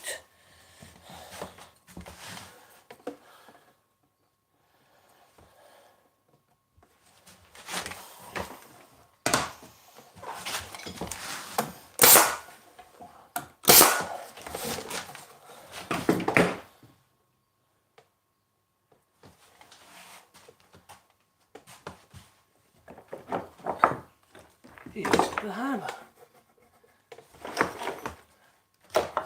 So,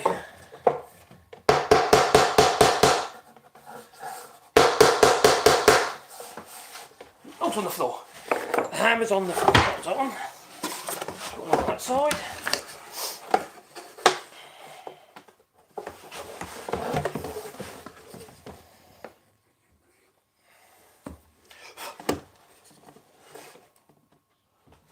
La la la la la la la.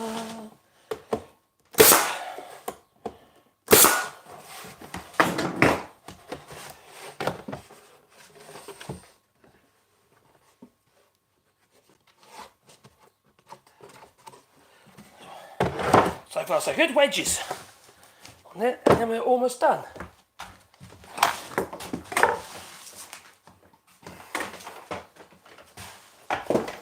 That's quite a smart looking tote, isn't it, so far?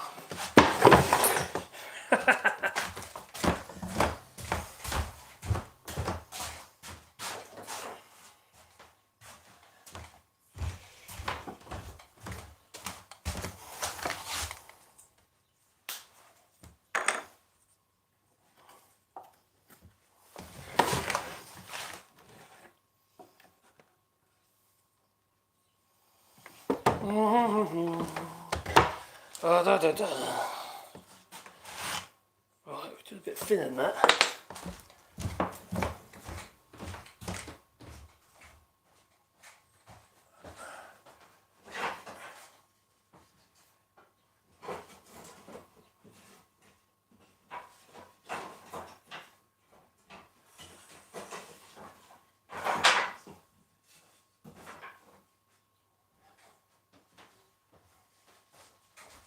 Six of that. Too thin. Charlie said. Right, so what we'll do first. I'm going to cut that to chisel.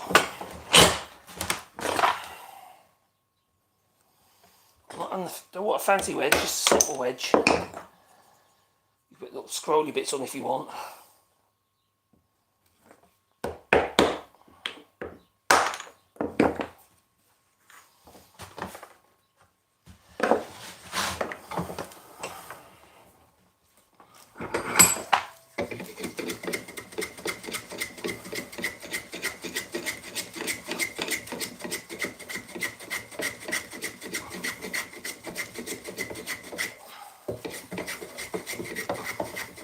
All this trouble for a tote?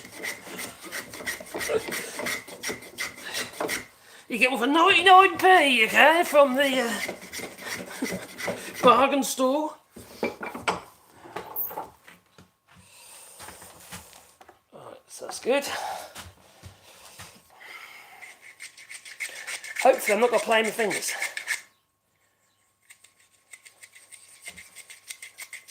Bees knees. That's alright, isn't it? It'll do the job. It'll do the job. Alright, not too thick. Otherwise I'll just end up splitting the end of the handle. I don't do that. Swap all the handle to the ends too.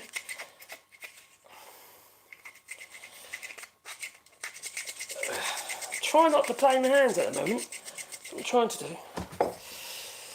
Right. Who's that? Nearly.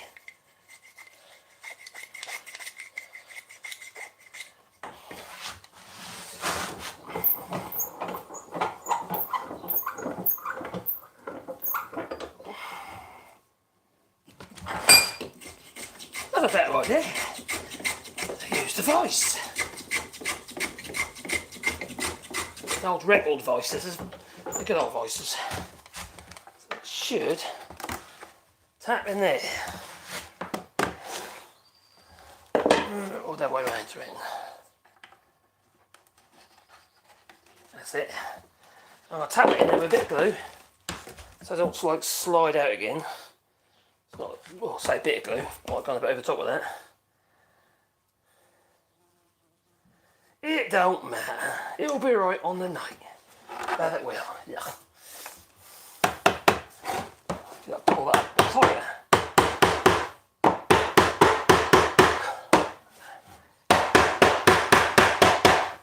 And that's good. Yeah.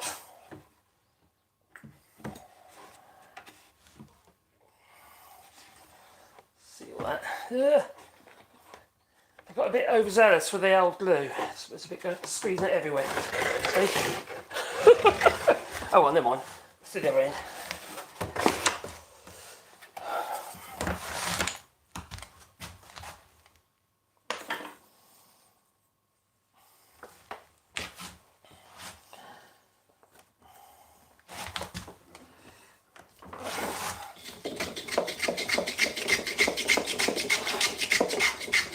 Simple job really though, it's just, you know, just get it all at once, ain't it? It's, you know, the oven machine, which is hand tools, or, you know, obviously you have to have some tools. Just basic tools, a hammer and a chisel and a saw would do the job. Take a bit longer, obviously, but saying that, doing this live has taken me 3 hours.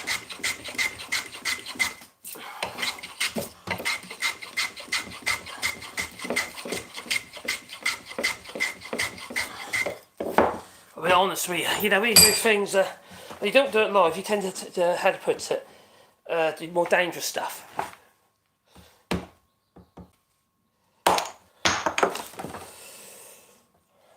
Who's that?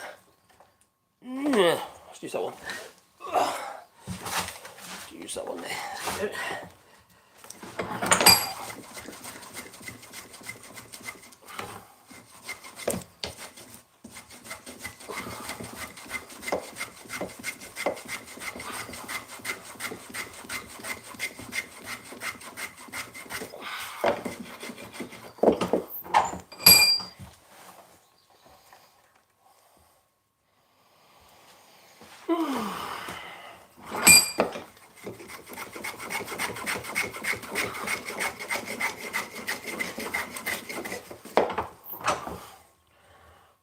Okay.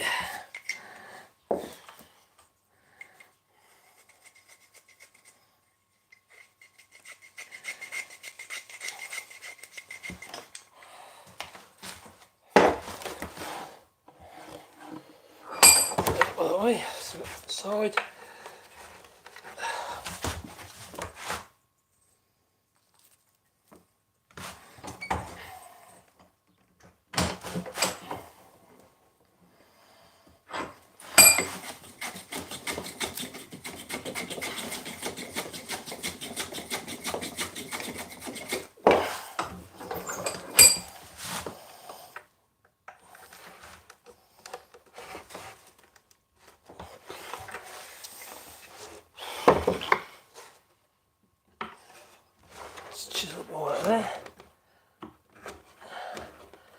lump in it. There's a lump.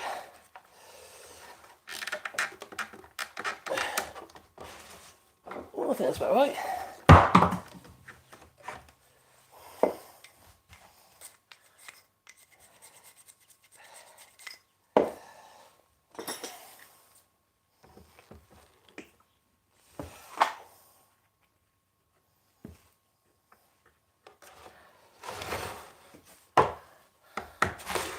Just tap that in there now. Ooh, squeeze it all out again. Oh dear. Oh well, never mind. Say the V. It's on there, yeah, that's on there. Not tight, not quite.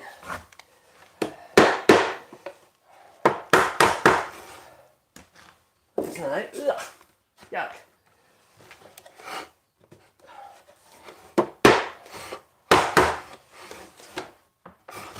Oh, actually that one wedge is up. I've bodged the wedge.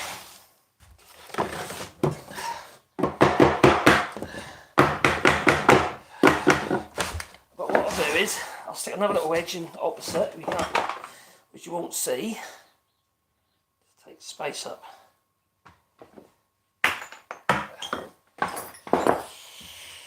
We've got something to push against. I made this one a bit shallow. So all I'm going to do, stick that down there. Right. I'll cut it off in a minute. So, and then I'll tap this one in again. Push against it. It should pull it up. And it is.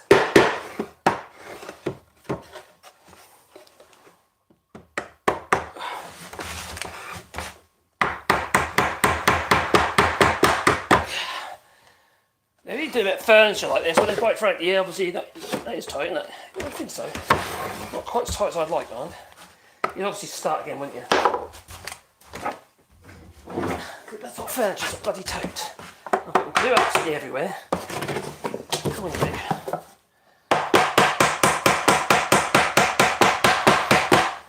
Here we go. Yeah, that's tight. I want to cut that off there. That one gone there, and then that one off there. That's it, that's good. I wipe all this glue off. Blimey. Yeah. Glue everywhere. What a mess.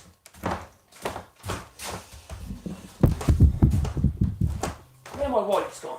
Where are my glue wipes? Who stole my glue wipes?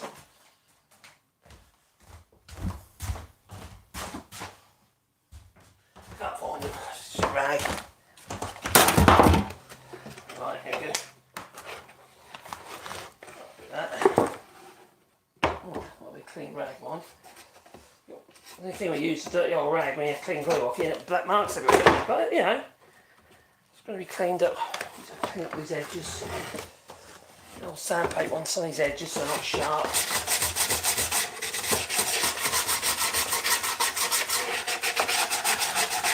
Anyway, I've got a nice new coat.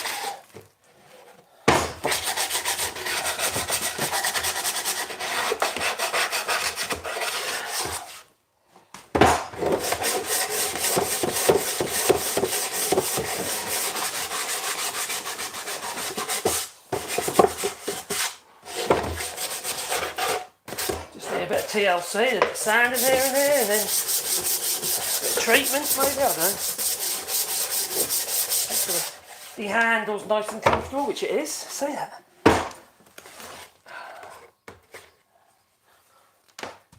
And I've even got somewhere to put your mobile phones, you see? Your hammers. And your chisels that you keep dropping on the floor. But just missing your feet. I'd probably like a little something to put a plane around inside. I might do that later. And something for a square. Well, a square could be one of those, to be fair.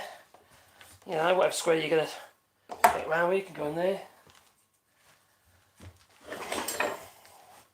Even a saw. So it's a bit wide that. That wasn't the idea of that. I'm going to put the other saw in there, so it's not an issue.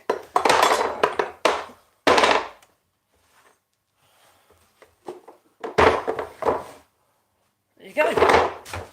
That's my tote. It's tote elastic, it is, yeah, tote elastic.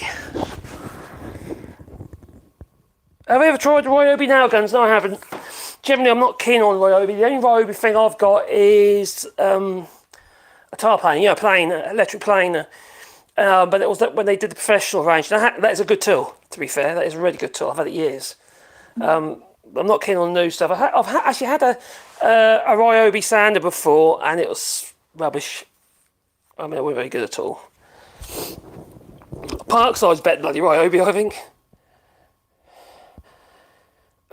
If you put the storage on the outside for the block plane, that's a really good idea. That is a possibility. You can just whip that off and put it on the end instead. And then that could be something for, yeah, that's a very good idea. I don't know if my disc in there, that might be, I don't know, actually. No, that's not too bad, is it? Yeah, that's a good idea. Might actually do that. That's a good idea.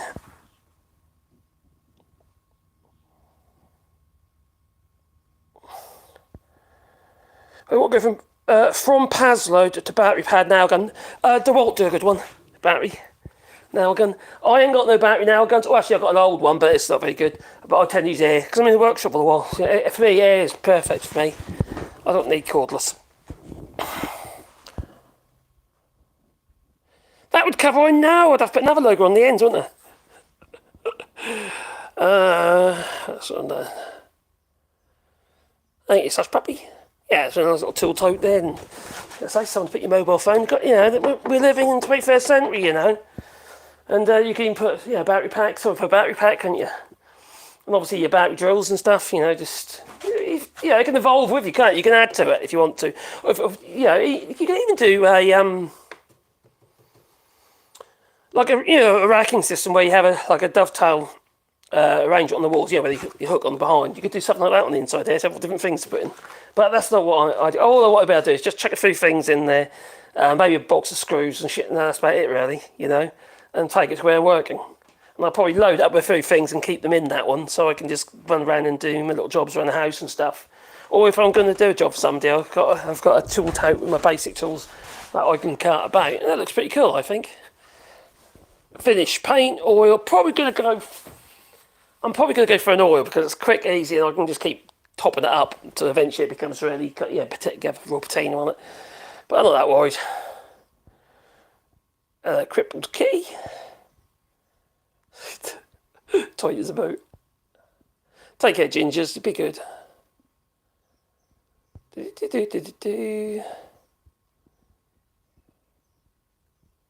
Now, the reason why I do my lives in vertical is not always. If I'm going to do a random live, I'll do it in vertical. If I'm going to schedule it, I'll do it horizontal. And the reason for that is if I did it in horizontal mode, I would not likely get many viewers.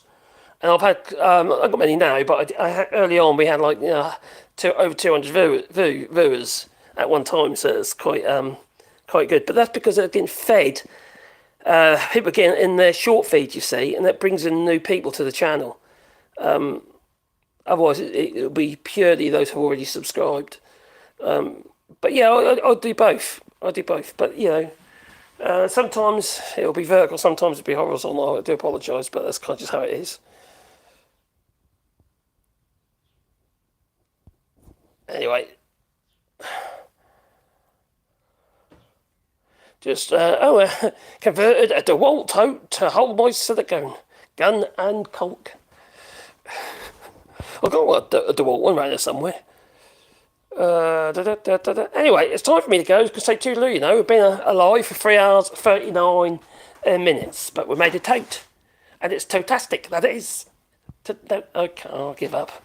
Toodaloo! Don't forget to beat with the old like button.